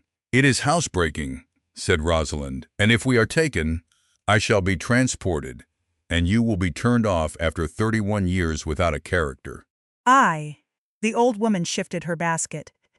"I've been in service since I was 11, and I've never once had a Saturday I could tell you anything about." The stair door had a lock a child could have opened, which was the only piece of luck they had. The inner room did not. The inner room had an iron press across one wall with a good Chubb lock on it, and no amount of anything was going to open that, and Rosalind had known it would be so, and had come anyway. But Mr. Ferrers was a tidy man, and tidy men keep the current year on the desk.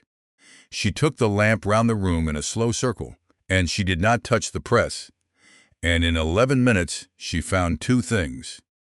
The first was a bundle of correspondence in a wallet marked, in a clerk's hand, "Liverpool grain 1,846." There were 14 letters.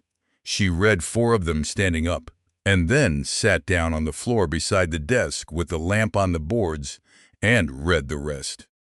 They were from a broker in Water Street, dated between February and June 1846. The months in which the whole kingdom argued about the corn laws, and every man with money tried to guess which way the price of wheat would break. Mr. Ferrers had guessed correctly. He had sold short in February and bought long in May, and had come out of the summer, by the broker's own accounting, better off by £3,200. And on the second sheet of the letter of the 9th of February, the broker had written, in the incurious way of a man confirming a routine instruction, the funds standing in the name of the Ilderton Irish Relief, as directed. Rosalind sat on the floor of that office with the paper in her hands and understood that she was reading the reason for her own life, not the whole of it, but the arithmetic of it.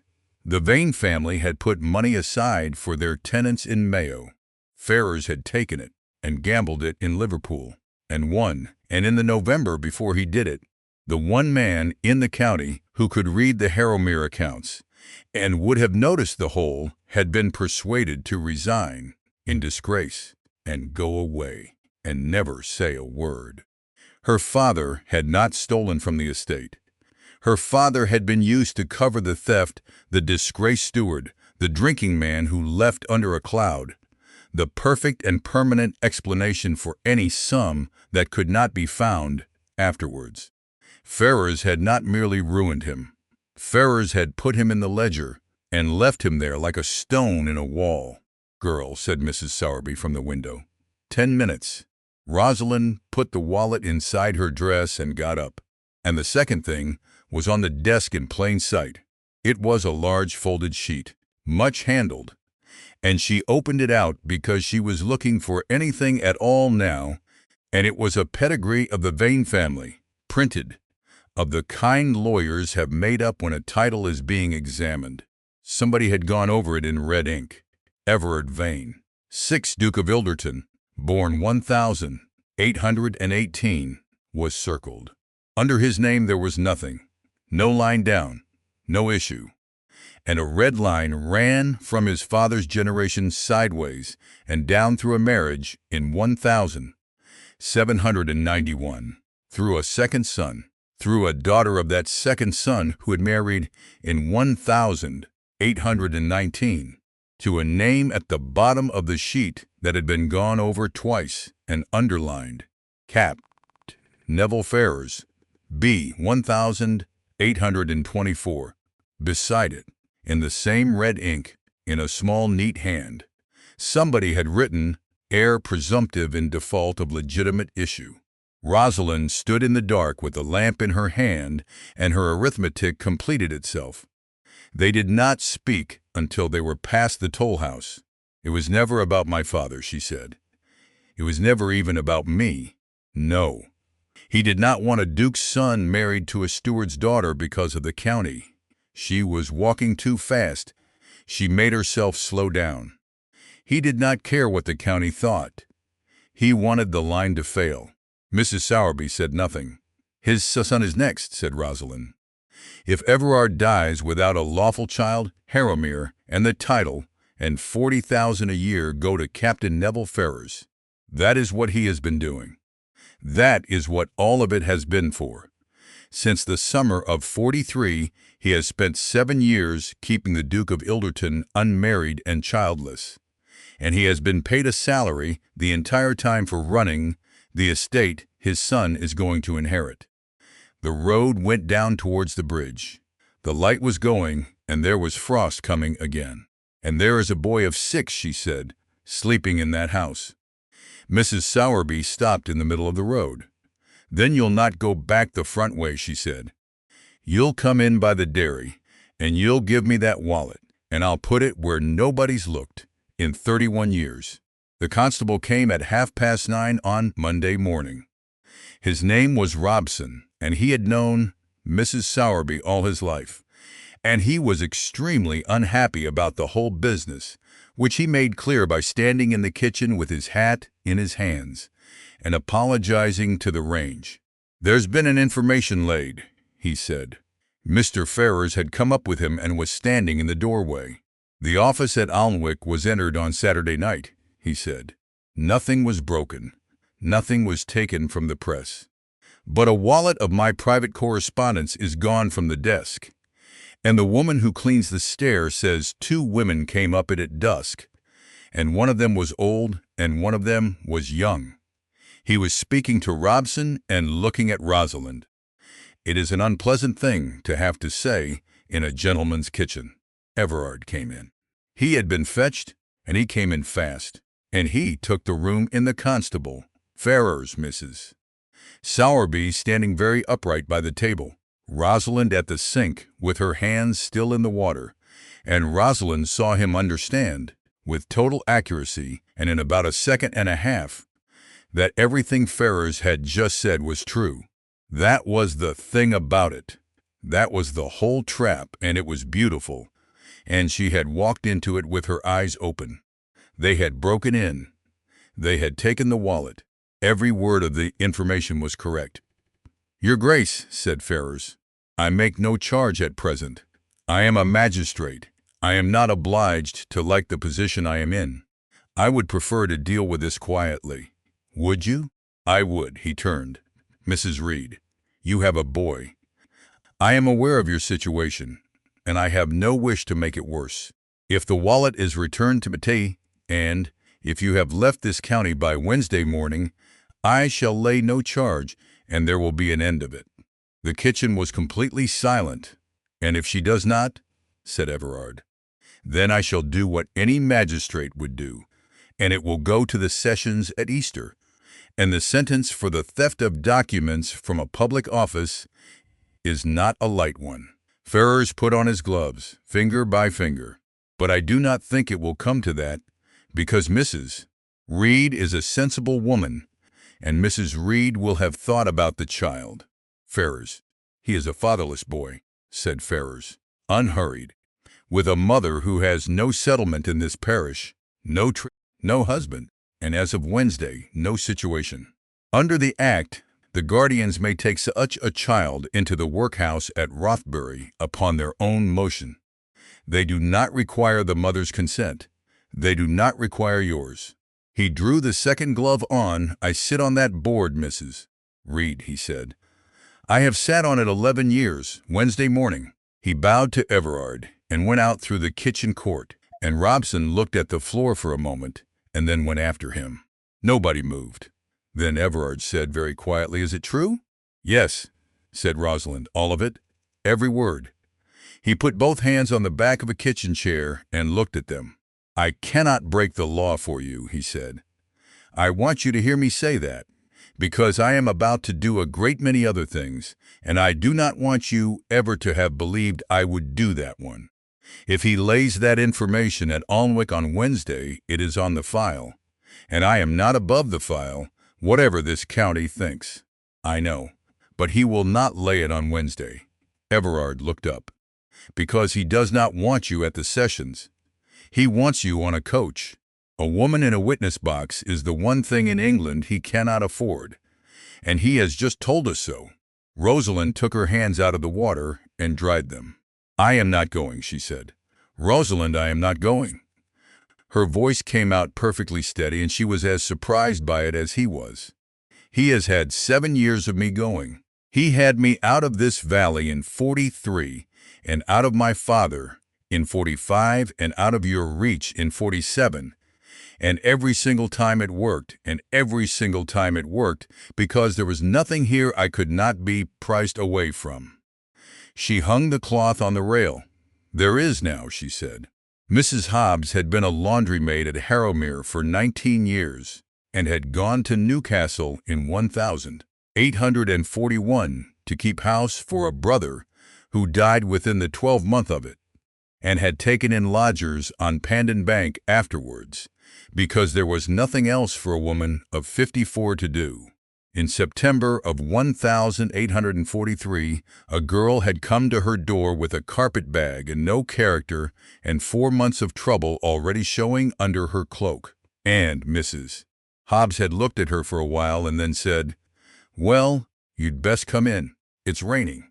Toby had been born in her back room on the 9th of June, 1844. He had learned to walk across her floor.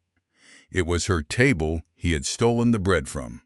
She had come back north in the autumn of 49, when her chest got too bad for the town, to the almshouse row at Nether Harrow that the 3rd Duke had put up for the estate's old servants, and which was the only thing in the world she had a right to. And that was the true reason Rosalind Ashcombe had come back to that valley. Not the ledger, or not only the ledger. You do not leave the woman who opened the door. The first case in Nether Harrow was on the 22nd of December, in the cottage nearest the beck. The second and third were on the 23rd, in the 2 houses either side of it. Dr. Fairholme was in the village by 9 that morning, and did not leave it for 11 days. "Kept the well," he said. "Today now, this morning." "There'll be trouble," said Everard. "There will be a great deal more trouble in a fortnight." There was trouble by noon. The churchyard pump had stood at the top of the village since 1712, and it was the only sweet water in the place. When Fairholme and 2 men from the home farm came down with planks and a load of clay, 30 people came out into the lane, and by 12:30 there were 40, and somebody had put it about that His Grace meant to charge for water at the new well. Mr. Ferrers, who had come down to see the sick as a magistrate ought, stood at the edge of it with his hat in his hand. "I will say this once, Your Grace, and you may make what you like of it. If you take that pump from them today, and there is a death in this village on Thursday, they will not remember the doctor. They will remember you. Get out of the lane, Ferrers." Everett took his coat off and gave it to a boy, and got up on the pump trough himself. He did not make a speech. He said the well had the churchyard above it, and the ground had been leaking into the water for 100 years, and anybody who wished could come up the hill and look at the fall of the land themselves. He said the new well would be dug at the head of the beck, and the work paid at day rates, in coin, on Saturdays, and no tenant obliged. He said a cart would bring sweet water down from the hall twice a day until it was finished, and that the first cart was at the top of the lane now. Then he took the maul and drove the first plank in himself, which was the only part they believed. There was a boy at the top of the lane by the water cart before the second plank went in. Toby had come down with Mrs. Sowerby to carry blankets, and had been told to stay by the cart, and had, technically, obeyed. He had simply widened his understanding of what standing by the cart involved. He filled a can. He carried it to the third cottage, and could not get it up the step, so he made 2 journeys with it half full, which took twice as long, and which he did not mention. Then he went back and filled it again. Nobody had asked him to. He had simply looked at the cart, and looked at the cottages, and worked out the missing part of the arrangement, and started. By 2 o'clock a girl of 9 was doing it with him. By 3 there were 4 of them, and 2 of the farm men had rigged a plank sledge, and the women at the bottom of the lane had begun coming out with their own pails to the cart instead of to the pump, not because the Duke had told them to, but because a queue had formed, and human beings will join a queue. Fairholme stood in the doorway of the second cottage with his sleeves rolled and watched it happen. "Ilderton," he said, "come and look at this." "What am I looking at?" "Public health," said Fairholme. "There's your whole science. Everything else is arguing." Mrs. Hobbs took it on Christmas Eve. Rosalind went down at 4 in the afternoon and did not come back to the hall for 3 nights.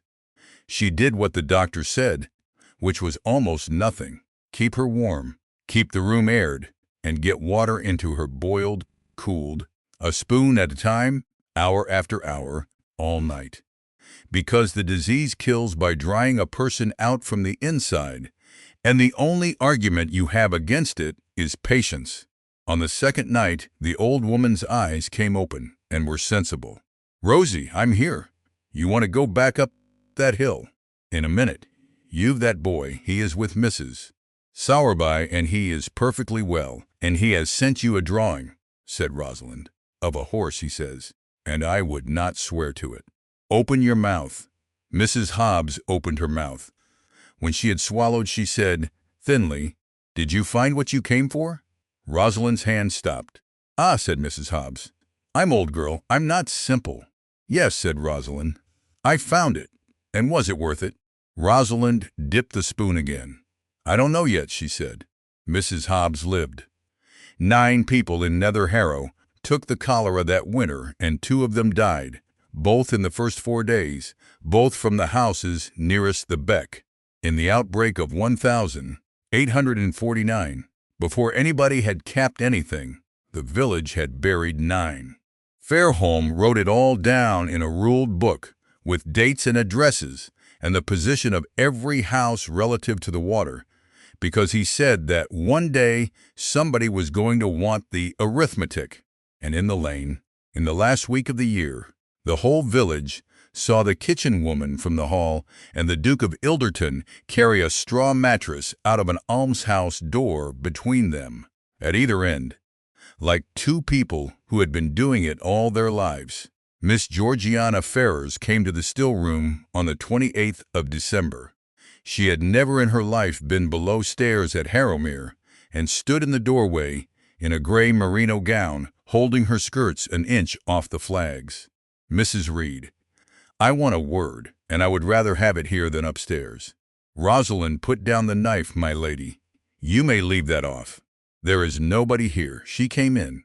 She looked at the shelves, at the quinces, at the low ceiling, with an attention that was not contempt, and was, if anything, closer to curiosity. "You have been down at the village?" "Yes." "With him?" "With the doctor," said Rosalind, "and with about 40 other people." "Yes. I have had the whole thing reported to me 4 times, and each time there were fewer other people in it." Georgiana turned round. "Do you know what they are saying in Alnwick?" "I can imagine." "I doubt that you can. They are saying it very kindly, which is worse." She sat down uninvited on the stool by the fire. "I am not here to be unpleasant to you. I find, rather to my annoyance, that I have run out of it." Rosalind said nothing. "I was 17 when my father first told me I should be mistress of this house," Georgiana said. 17. He said it the way a man tells you which farm he means to buy. "I have had 6 seasons in London, and I have refused 2 very good offers, one of them from a man I liked, because my father said, 'Wait.'" She looked into the fire. "I have been waiting for 6 years for a man who has been in Ireland for 5 of them. Do you know what that is, Mrs. Reed? It is not love. Nobody has even had the decency to call it love. It is a lease. My lady, I am aware of what you think of me." Georgiana's chin came up. "You think I am cruel in a drawing room because it costs me nothing. And you are right, and I shall not defend it because it is true, and I am tired.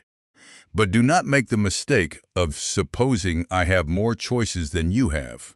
You may leave this house. I am obliged to inherit it." There was a silence. "You could refuse him," said Rosalind. "Refuse whom?" "Your father." Georgiana laughed, a short, real, entirely unsocial noise that she seemed surprised to have made. "Yes," she said. "I have thought of that. I think of it about twice a year, and then I think about what my life would be, and where I should go, and on what money." She stood up and shook out her skirts.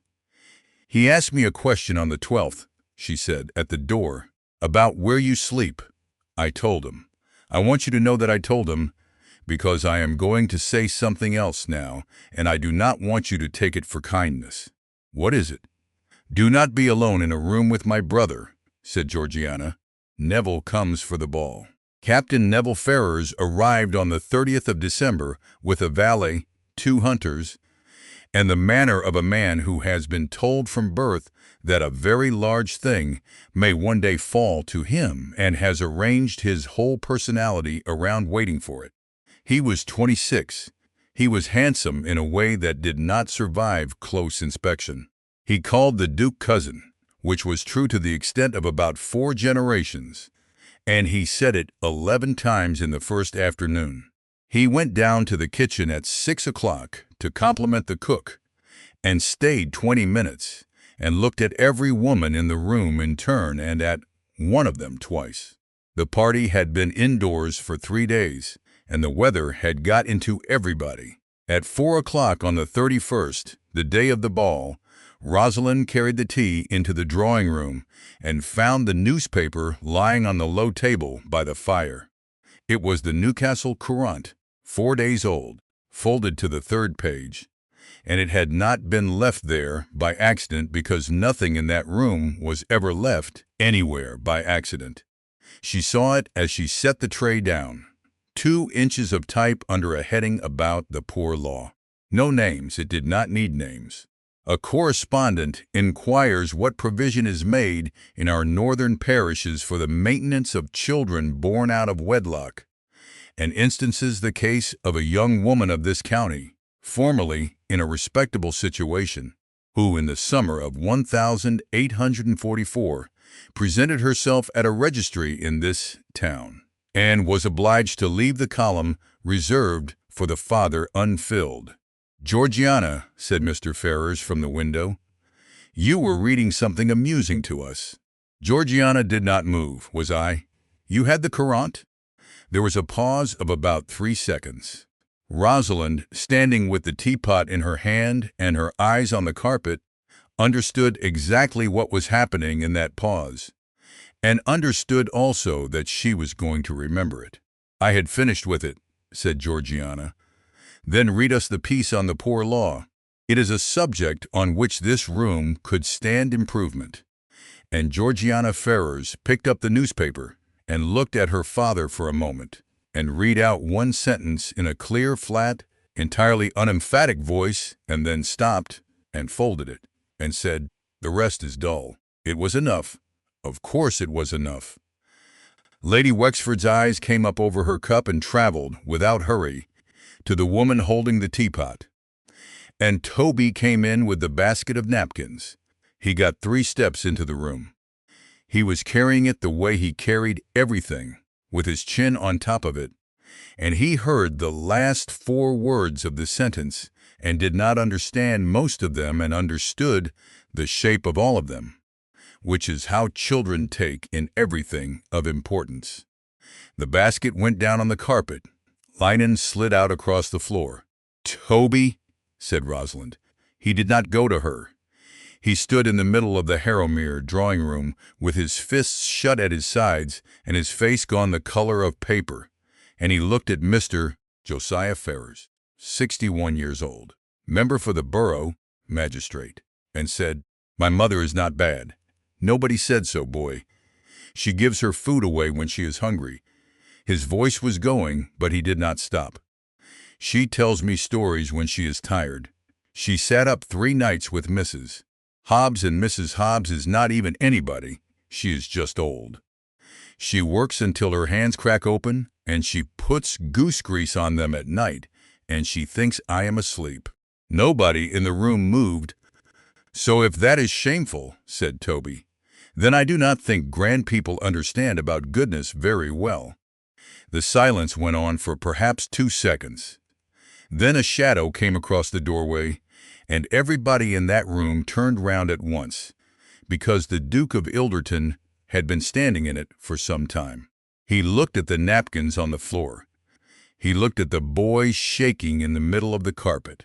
He looked at Rosalind, still holding the teapot, and then he looked at Ferrars, whose satisfaction had not quite finished leaving his face. He came into the room. People got out of his way without appearing to decide to. He stopped beside the boy and put one hand on his shoulder and said to the room, "If anyone here wishes to insult Mrs. Reed or her son, they may begin by insulting me." Nobody accepted the invitation. Lady Wexford put her cup down with enormous care. Neville Ferrars, by the window, was smiling faintly at the carpet in the manner of a man who has just watched a horse he did not back come in first and is calculating what it costs him. Everard crouched down. "Toby, I dropped the napkins, sir." The boy's chin was going. "I am very sorry." Everard looked at the linen all over the floor of his drawing-room. "Napkins can be folded again," he said. "What you have just done cannot be taught." Toby sniffed and produced a small, terrible, watery smile, and Everard stood up and did not look at the boy again because he did not trust his own face. "The ball begins at 9, he said to the room. "I suggest you all use the time between now and then wisely." She had given him everything on the night of the 19th. She had gone up to the library after the house was quiet and put 3 things on the desk in front of him, without a word: a wallet of correspondence from a broker in Water Street, a leaf of blotting paper with 17 signatures on it, and a letter folded into 4 with the creases gone soft as cloth. He had read the letter first. He had read it twice. "This is not my hand," he said. "No. Whose is it?" And she had told him, standing up, in about 11 words, and had then had to hold on to the back of a chair. Everard had sat looking at the 3 papers for a long time. Then he had written 2 letters himself, and sent a man to Alnwick at 6 the next morning to put them on the mail, and had said only, "Do nothing until the 31st. By 9 o'clock on the last night of the year, Harrowmere had put on a face it had not worn since 1845. Every candle was lit. Greenery went up the pillars, and white roses stood in silver. Georgiana had got exactly what she asked for, and the whole county came out of the ground as she had promised. 11 carriages before 10, the Lord Lieutenant, 4 magistrates, and the member for the borough at the top of the room with his daughter on his arm. Rosalind should not have been there. Mrs. Sowerby had put her best dark gown into her arms at 7 with the air of a woman who did not intend to discuss it, and Toby had been washed to within an inch of his life, and the 2 of them stood in the side archway where the servants stood and watched. "Mama," Toby whispered, "there are too many candles. If one person sneezes, everything will perish. Candles do not sneeze. People do. And then it would be a very expensive fire." She laughed. She had not expected to be able to.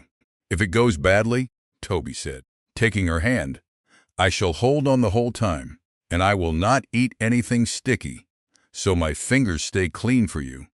At 10:30 the musicians stopped between dances, which they had not been instructed to do, and Mr. Josiah Ferrars walked out into the middle of the floor. "Your Grace, forgive me. I had hoped to spare this house a disagreeable scene, and I find I cannot." The room went quiet, the way a wood goes quiet.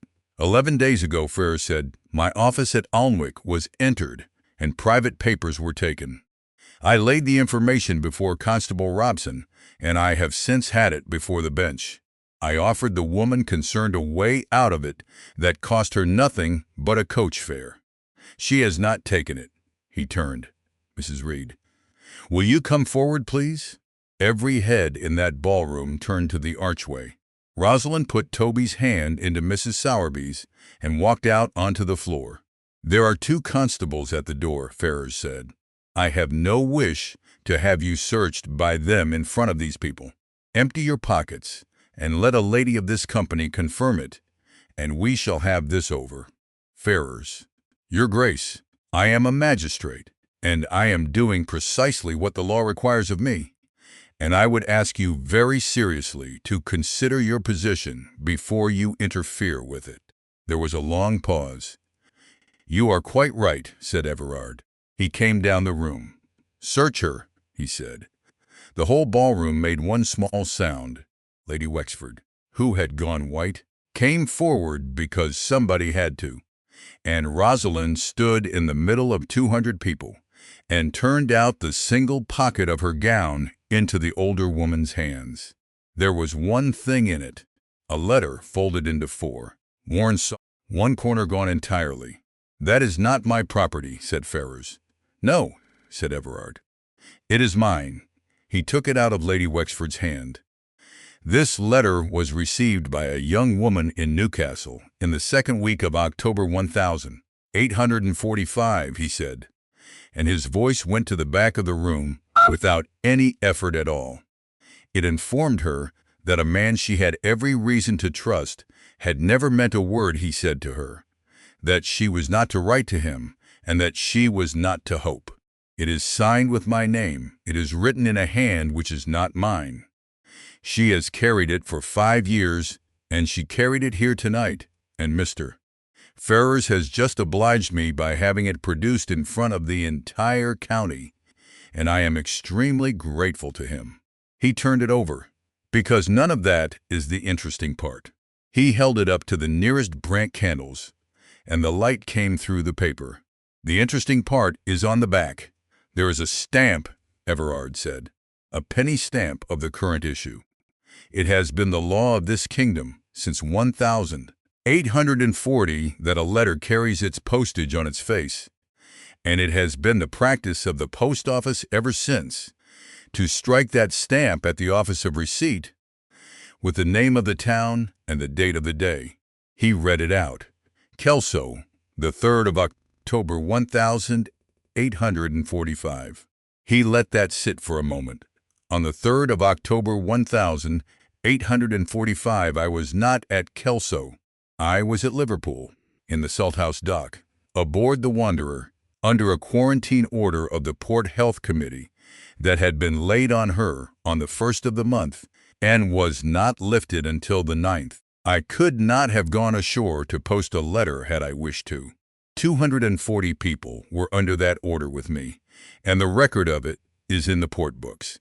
And Cranmer's man brought the certified copy up from Liverpool on Monday. He laid a paper on the card table beside him. That is the first document. Somewhere near the door, a woman said something to her husband and was hushed. The second, said Everard, took rather more finding, and I am obliged to Mr. Thurgood of Alnwick, who went to Scotland for me on the 22nd and came back on the 29th. Kelso is 25 miles from this house, and it is over the border, and it is the nearest town on either kingdom where nobody knows any of our faces. A letter posted at Kelso carries no Northumberland mark. Whoever posted that letter understood that. He laid down the second paper, the register of the Cross Keys at Kelso for the night of the 2nd of October, 1845. 2 beds. 2 names entered by the same hand, one under the other. He read them out. Mr. J. Ferrers, Alnwick, Mr. E. Ashcombe, Harrowmere. Rosalind heard her own breath go.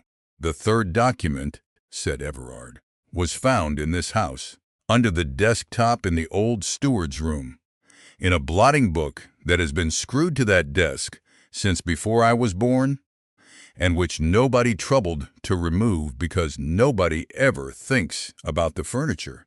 He put down the 4th paper and the leaf of blotting paper beside it. 17 attempts at my signature. The first 4 are poor. The last 7 are excellent. And they are pressed into the blotter of a man who was taken 25 miles across the border in the first week of October 1845 by his employer's commissioner, and who came home 2 days later, and who gave in his notice within the month, and who never in the 3 years and 3 months remaining to him told his own daughter why. He looked up. "You cannot forge a date, Mr. Ferrers," he said. "Since 1840, the post office has been doing that part for you." Josiah Ferrers did not deny it.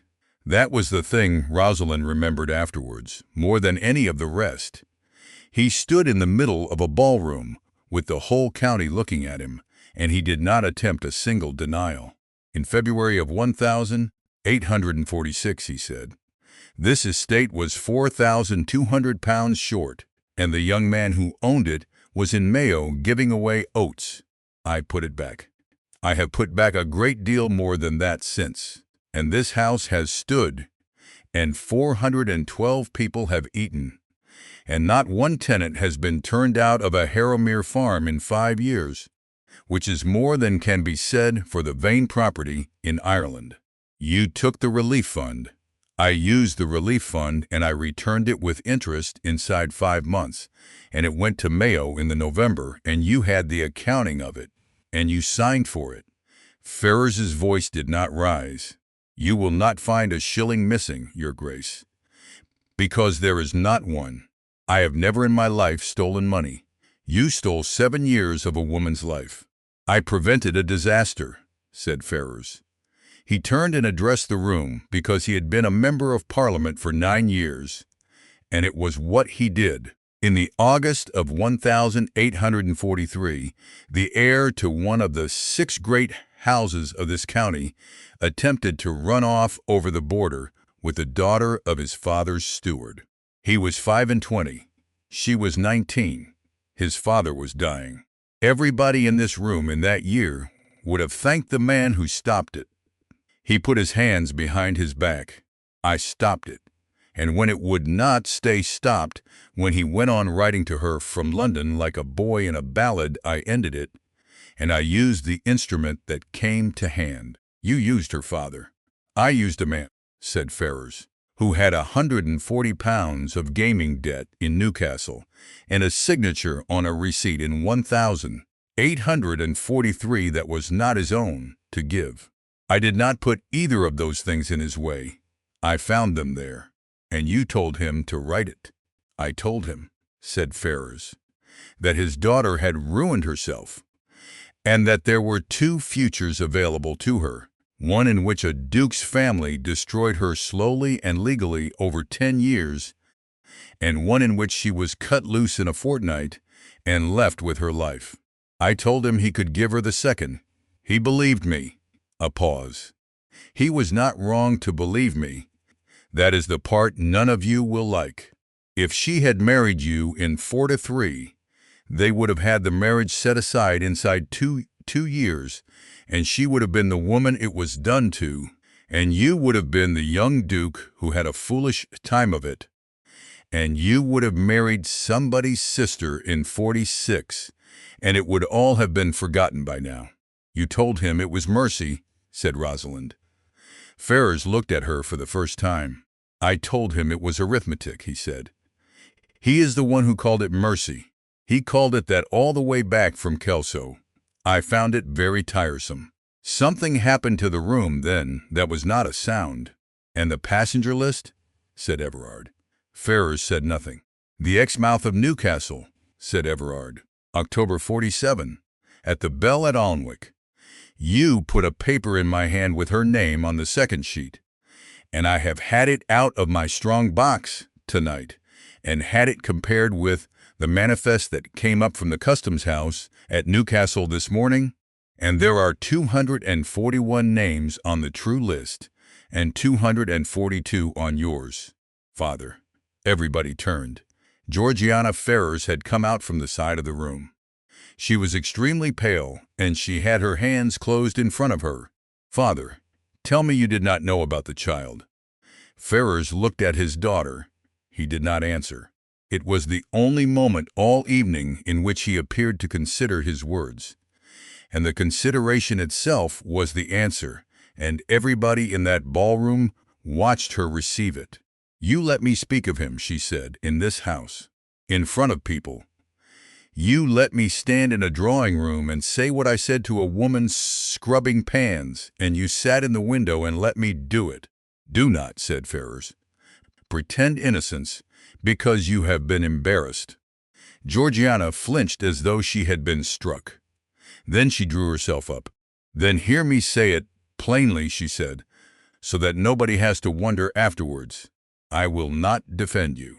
You destroyed a woman's life, and you took a son from his father, and you used me for 7 years as the ornament on the front of it, and I shall not defend you at the sessions, or at dinner, or anywhere else, for as long as I live.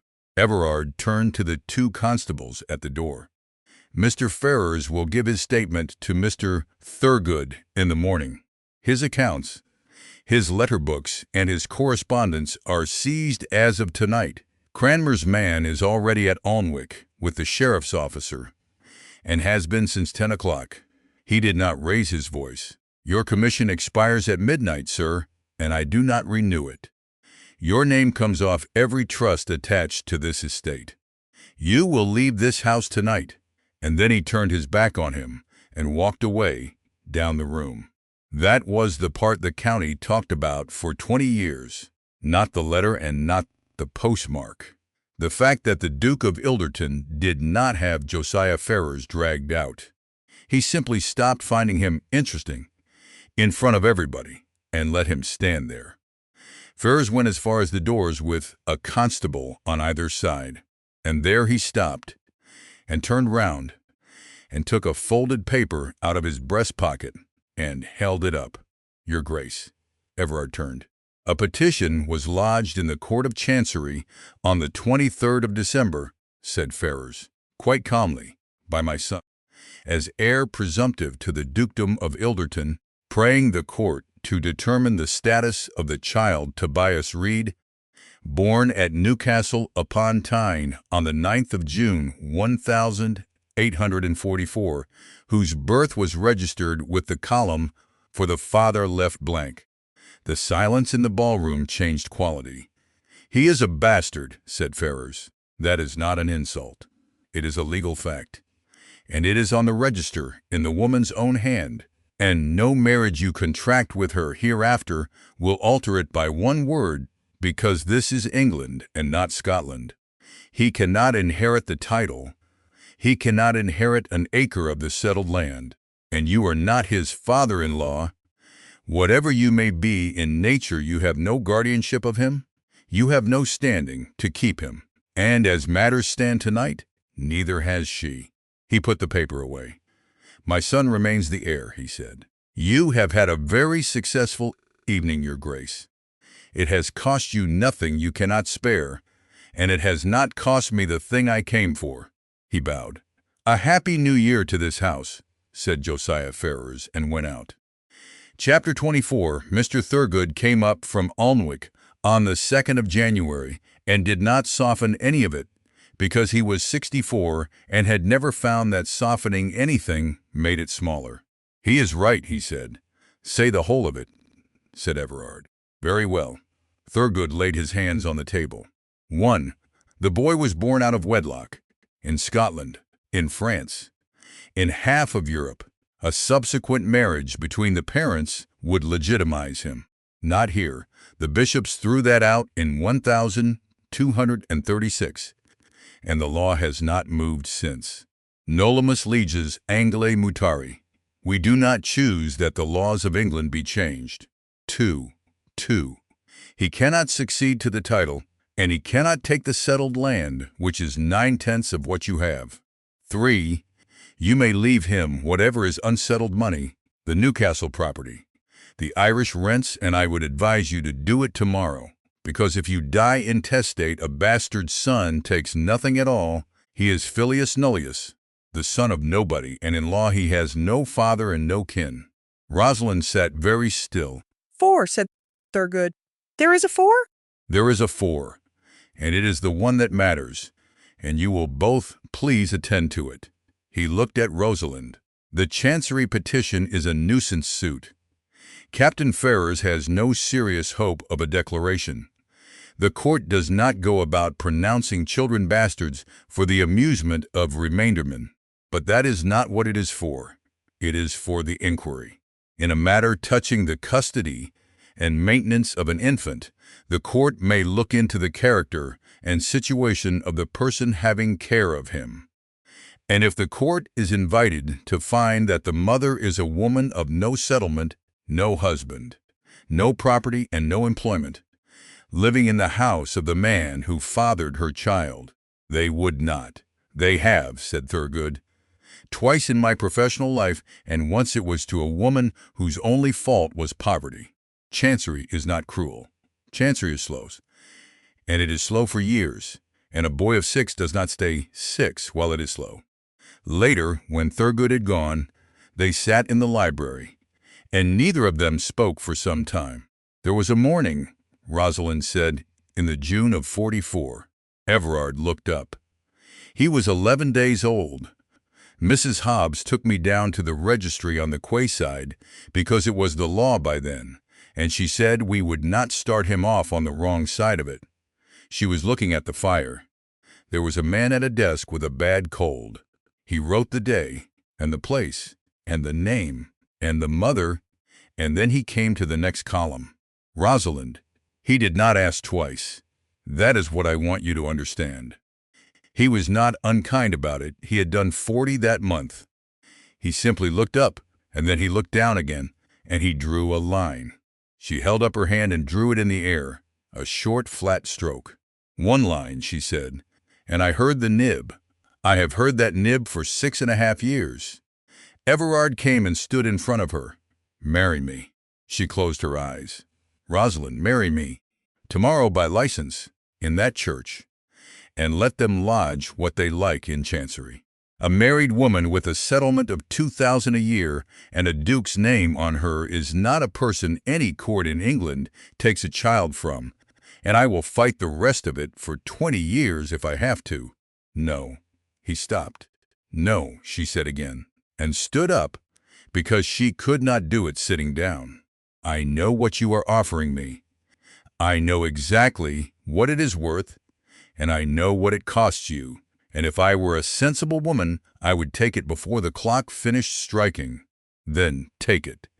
I will not marry you to solve a document." Her voice cracked straight down the middle. "Everard, I have been a document for 7 years. I have been a blank column and a false name and a woman with no ring. And I have been talked about in a newspaper as a case. And if I let you put me right by going into a church with a lawyer's letter in my hand, then that is what I shall have been in the end. A thing that was put right." She wiped her face with the flat of her hand, angrily.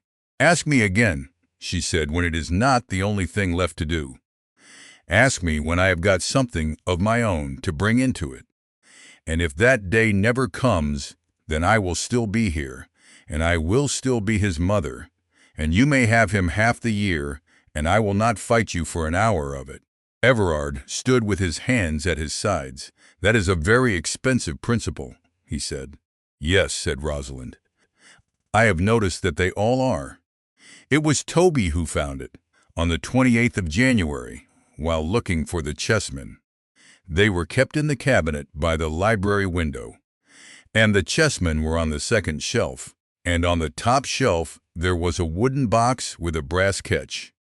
And a boy of 6, who has been told he may take out the chessmen, has been told, in his own view, a great deal more than that. The box came down harder than he intended, Toby. It was open already," said Toby, with total conviction, kneeling among the contents. Everard came round the desk. There was not much in it. A handkerchief with a crooked R worked into the corner by somebody who had plainly been in a hurry. A dried apple, brown as a nut, small as a walnut, a piece of blue ribbon, and a slip of paper, printed and filled in, gone yellow along the fold. Rosalind, coming in with the coal, saw her son sitting on the library carpet, holding it up to the light, and stopped dead. "What is this one?" said Toby. Everard took it from him very gently. "The Bluebell Inn Coldstream," he read. "2 chambers, 2 suppers, 1 bottle of cider, 1 quartern loaf, 4 shillings and 9 pence. The 14th day of August, 1843. Nobody said anything. Then Rosalind put the scuttle down on the floor and sat down on the nearest chair, because the room had gone a long way off. She had not thought about that night in years. She had made herself not think about it in the way one avoids a particular street. They had got as far as Coldstream, 28 miles, on 2 hired horses from 4 in the afternoon till 10 at night. The plan had been to go on in the morning to the toll house at the bridge, where runaway English couples had been married for 80 years, and a man would put it in a book for half a crown. They had not got to the bridge. Her father and 2 of Ferris's men had come into the yard of the Bluebell at 7 the next morning. But the night before there was a kitchen, she said. Everard was standing very still with the bill in his hand. There was a kitchen, and it was raining, and the man would not let us sit in the parlor because of the horses. So we sat in the kitchen while the girl dried our things at the fire. Her voice had gone strange. "And you were angry about the 2 chambers, because he would not give us one, and I said it was quite right of him, and you said, I said it was not. You said it was not, and that you had had enough of doing things properly, and then you got up." The library was completely silent. "He took my hand," Rosalind said, "to nobody, in front of the landlord and the landlord's girl, and he said, 'Before these 2, I take you for my wife.' And you said, 'Before these 2, I take you for my husband.' And the girl laughed," said Rosalind. "She was about 15. She laughed and she said we were daft. And her father said to write our names in the book if we were going to carry on like that. And we did. And he put the date on it himself and said it would be worth something one day. And we thought—" She stopped. "We thought he was making fun of us," she said. "I have thought for 7 years that it was a piece of foolishness in a kitchen. We were 19 and 5 and 20, and we were pleased with ourselves. In the morning my father came, and I never thought of it again. Mr. Thurgood was fetched from Alnwick, and arrived at 4 o'clock, and was given the whole of it, standing up in the library in front of the fire. He heard it out without one interruption. Then he set down his hat, which he had not put down until that moment, and said, "Madam, where did this take place?" "In the kitchen of the Bluebell." "Where is the Bluebell?" "At Coldstream." "And on which side of the Tweed?" said Thurgood. "Does Coldstream stand?" Nobody answered him. "It stands in Berwickshire," said Thurgood, "in the kingdom of Scotland, where the law of marriage is not the law of England, and never has been. In Scotland there is no requirement of a minister. There is no requirement of a church, a license, banns, a ring, a register, or the consent of any living soul. There is a requirement of 2 things only, that a man and a woman, both free to marry and of age, declare to one another presently, not for the future, but now, in the present tense, that they take each other as husband and wife. That is marriage by declaration de presenti, and it has been good law in that kingdom for 400 years, and it is good law this afternoon." He looked from one of them to the other. "You did it in front of 2 witnesses," he said, "and you signed a book, and the landlord dated it." Rosalind heard her own voice come out very flat. "Say the rest." "The rest is this," said Thurgood. "You have been married since the 14th of August 1843. Your son was born on the 9th of June 1844, which is 10 months after, and he was therefore born in lawful wedlock, and he is legitimate, and he has been legitimate every day of his life. He is not filius nullius. He is the Marquis of Ancroft, and he has been the Marquess of Ancroft since his father succeeded in March 1845, and he is the heir to this house. And Captain Neville Ferrers is nothing whatever." Everard sat down. Rosalind did not. She stood in the middle of the library with her hands at her sides, and Thurgood watched her with some concern, because he had delivered a great deal of good news in 40 years, and he had never seen it received in quite that manner. "Mrs." he caught himself. "Your Grace, don't." "I beg your pardon. 7 years," said Rosalind. "Yes, for 7 years this county has spat at a duchess," she said, "and neither of us knew it. I have been called things in shops. I have had a woman refuse to hand me a loaf and put it on the counter so our hands would not touch. My son was written about in a newspaper 4 weeks ago as a case. There is a line drawn through a column in a register on the quayside at Newcastle in a clerk's hand, and it should never have been drawn, and it was drawn because 2 children in a kitchen at Coldstream did not know what they had done." She turned round. "Where is the book?" she said. The book was the difficulty. Thurgood went north on the 3rd of February and was back on the 11th with a face like a wet Sunday. Angus Dunsire had died in the spring of 1848. His widow had given up the Bluebell that autumn and died the year after. The inn had been sold to a man named Purves, who had burnt or sold every scrap of paper in the house that did not have money written on it. There was no register. There was a bill for 4 shillings and 9pence in a wooden box in Northumberland, and nothing else in the world. "Then there is the girl," said Rosalind. "There is the girl," Thurgood agreed. "Euphemia Dunsire. She is 23. She is at Galashiels in the mills." They went on the 17th, all 3 of them, because Rosalind would not leave Toby at Harrowmere with a Ferrers still at large in the county, and because Everard had stopped arguing with her about that sort of thing.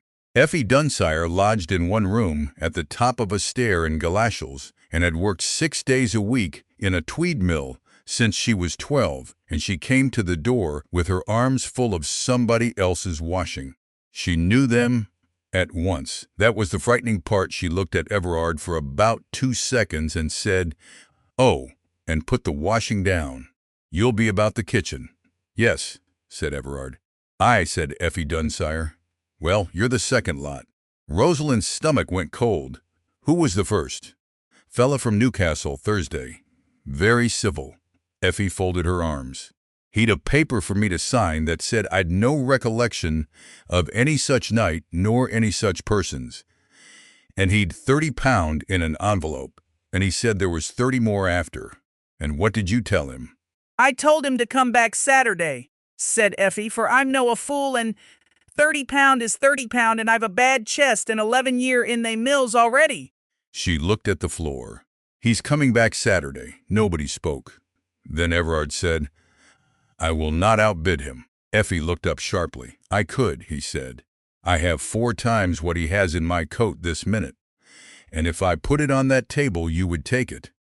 And every council in Edinburgh would ask you at what price you had been bought, and they would be right too, and you would be finished. I am not going to do that to you. I have done enough to people from a distance with money." "Then what are ye here for?" "To ask you whether it happened." Effie Dunsire stood in the doorway of her one room for a long moment. "It happened," she said. "But I'll no say it in a court and be called a liar for it by men in wigs, and lose my place, and go back to Coldstream with my name in the papers. I'm sorry. That's the truth of it, and I'll no dress it."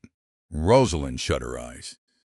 And Toby, who had been standing against his mother's skirts through all of it, holding the map he had made of the journey, said, "Do you remember my mother when she used to laugh?" Effie looked down. "What?" "In your kitchen," said Toby, "when she was young." "Before." "Because I have not seen it very often, and I would like to know if it was different." There was a silence in that stairwell that went on rather a long time. Effie Dunsire put the back of her hand up to her mouth. "Aye," she said, unsteadily. "Aye," she laughed. "She laughed at my father. He'd said they were daft, and she laughed at him, and she says, 'We are, but he means it.' She was crying now and doing nothing about it. Ye were 19. Ye were 19-year-old, and soaked through, and ye'd apples in your pocket, and I thought ye were the bonniest thing I'd ever seen in my life." She wiped her face with the heel of her hand. "I'll come," she said. "God help me. I'll come." It was Effie who told them about the bindings. "My father never threw a book out. He'd send the old registers over to my uncle at Kelso. He was in the bookbinding, and he'd take the boards off and put new paper in and sell them back for ledgers. Waste not." She wiped her nose. "The 43 book would have gone over about the 46, I should think. Uncle Tam died, but the shop's still there. Sanderson has it." Thurgood was already reaching for his hat. The census was taken on the night of Sunday, the 30th of March, 1851, over the whole of England, Wales and Scotland, and every householder in the kingdom was required to write down every soul who slept under his roof, with their age, their condition, their occupation, and their relation to the head of the family. The schedule for Harrowmere Hall was left on the library desk by the enumerator on the Friday. Everard sat down to it at 9 o'clock on the Sunday night with a good pen and a clear head, and worked steadily down the sheet. The housekeeper, the cook, the footman, the maids, the boy Ridley, all of them aged and described and set in their column. Then he came to the line he had left blank.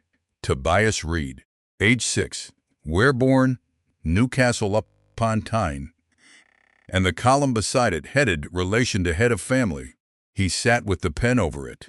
He was in possession, that night, of a solicitor's opinion, a witness who had agreed to travel, a bill from an inn, and an action set down for hearing at Edinburgh in the 4th week of April. He believed every word of it. He had believed it for 8 weeks. None of that was on the paper. What was on the paper was a printed column an inch and a half wide, and the law of England, and a pen.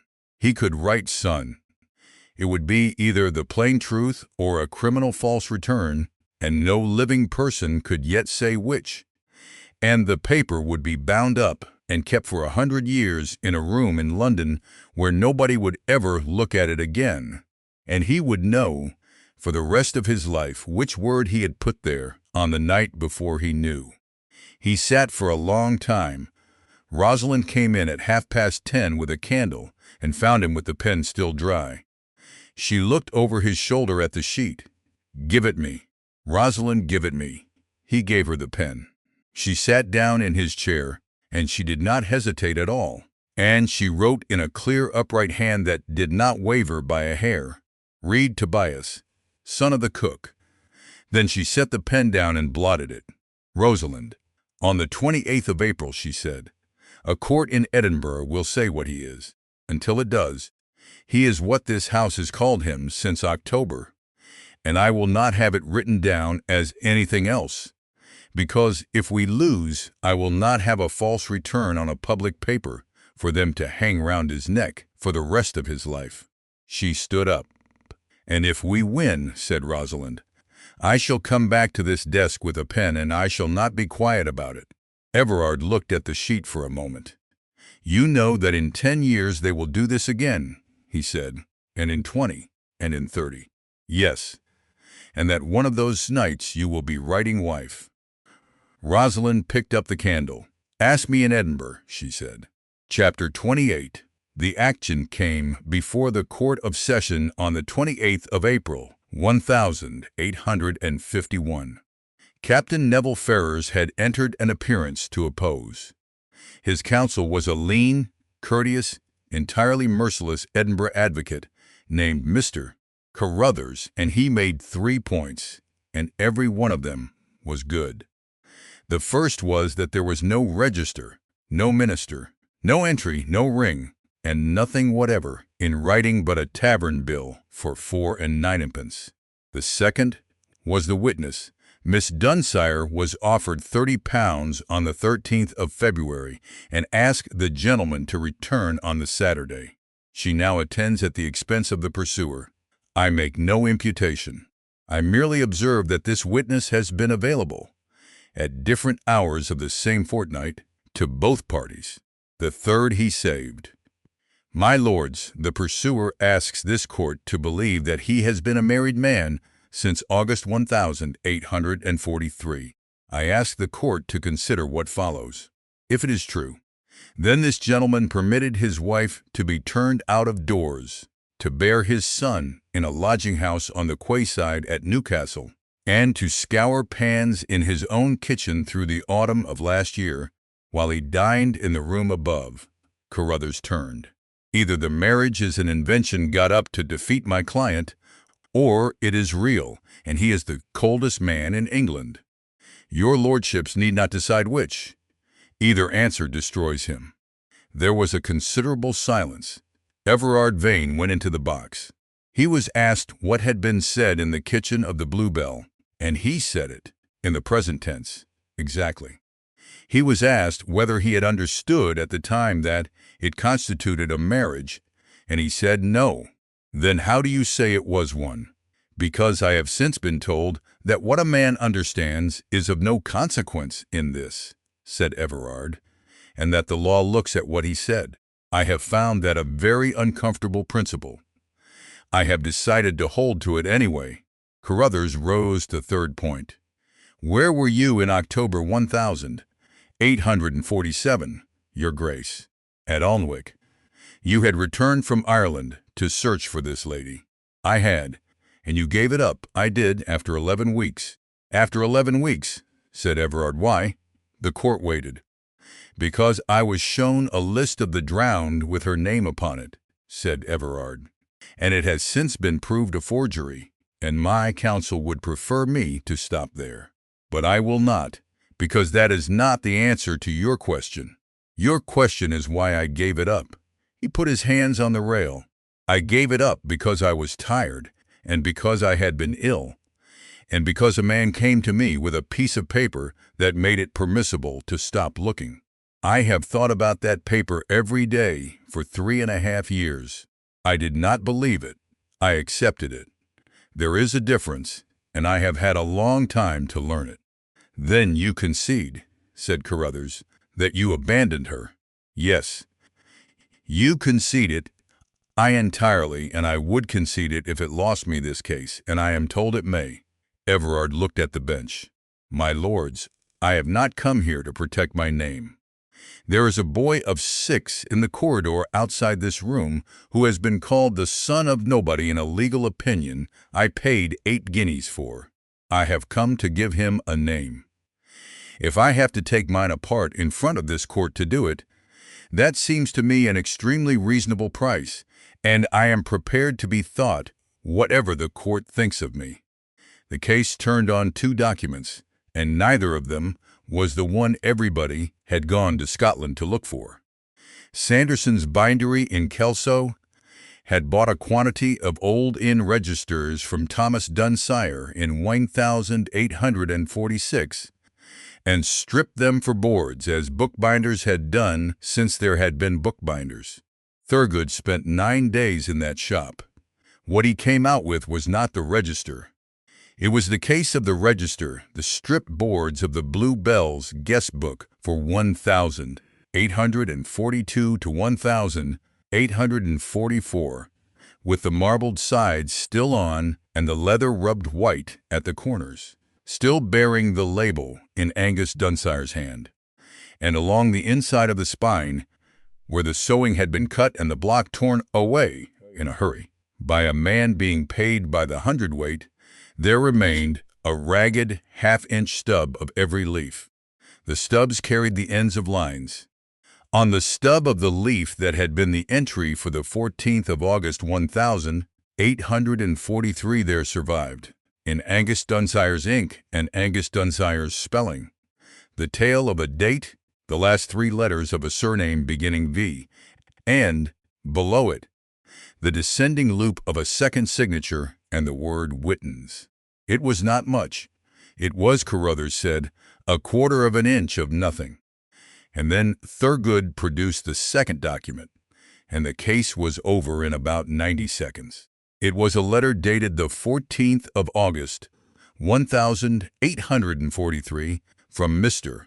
Josiah Ferrers of Alnwick to Mr. Edwin Ashcombe, steward at Harrowmere, and it had been seized under the sheriff's warrant on the 31st of December from Ferrers's own letter book, where he had copied it in his own hand, as he had copied every letter he ever wrote, because he was a tidy man. Ride tonight. They are for Coldstream.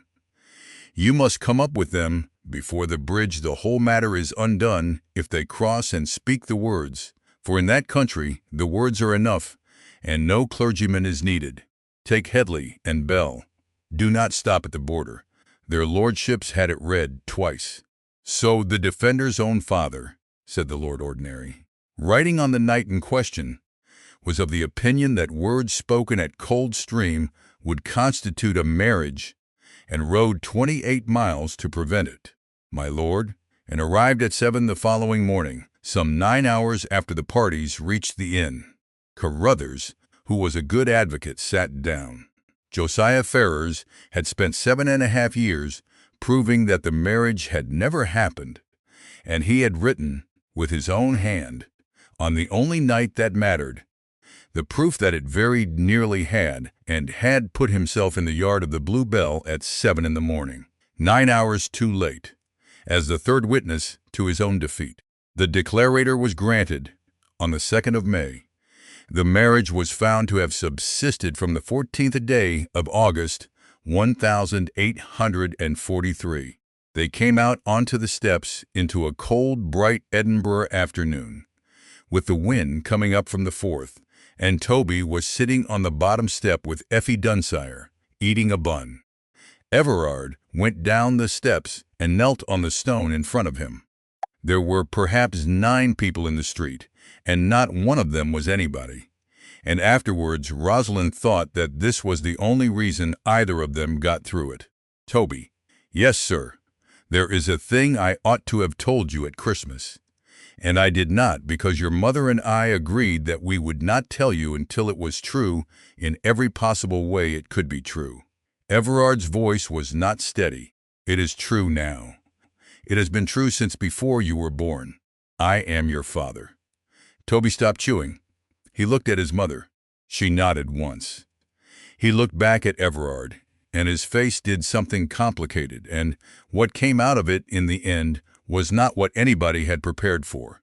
"Then why did you not come?" The whole street seemed to go quiet. "Because I was lied to," said Everard. "And because I stopped looking too soon, and the second one is mine, and I shall not pretend otherwise. I am sorry. I shall be sorry about it when you are 40. Toby considered this for a long moment, with great seriousness. "All right," he said, and then in a much smaller voice, "May I call you Papa? Or do dukes require a longer word?" The smile that broke over Everard Vane's face was so young and so entirely undefended that Rosalind, standing 3 steps up, saw the boy from the orchard come back into the world. "Papa will do perfectly." Toby put down the bun and got both arms round his neck. "I wanted you to stay," he said into his collar. "I am staying." Rosalind came down the steps. "Everard." He stood up with his son still in his arms. "I am going to say something," she said. "And you are not going to say anything at all until I have finished, because I have been rehearsing it since Berwick, and I shall lose it." "Very well. I refused you in January because you were offering me a repair. I said I would not come to you as a thing that had been put right, and I meant it, and I would say it again." Her voice was perfectly steady, and her hands were not. "This morning a court in Scotland said that I have been your wife since I was 19 years old. So there is nothing left to mend. There is no document to be got, and no name to be rescued, and nothing whatever to be gained by it. Rosalind, which is why I am asking." She lifted her chin. "Marry me again properly, in the church at Nether Harrow, with the banns read out 3 Sundays in front of that entire parish, every one of whom counted backwards from my son's birth in the summer of '44, and had a great deal to say about the arithmetic. They may stand there and hear it." Everard Vane looked at her for a moment. "Yes," he said. "They were married on the 22nd of May, and the church was full, and the whole village came, and Mrs. Hobbs sat in the second pew in a bonnet she had not worn since 1839, and cried straight through the service without the least attempt at concealment. Before that, on the 1st of May, they took the boy to London. They went because the great exhibition opened that day in Hyde Park, and because Tobias Vane, Marquess of Ancroft, aged 6 years and 11 months, had drawn up a list of what was to be seen and would not be argued with. It had 3 items: the steam engines, the great diamond that had come from India, and, at the bottom, underlined, anything that jumps sideways like a knight. Under a roof of glass 900,000 square feet across, with the elm trees standing inside the building, and the light coming down green through the leaves.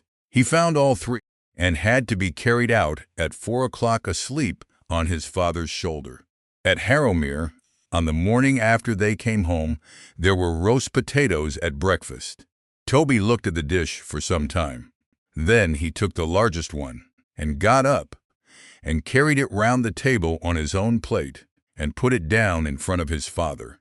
"For you." Everard looked at it. "You are giving me the biggest one?" "You gave me yours first," said Toby, as though explaining something to a man who had not been paying attention.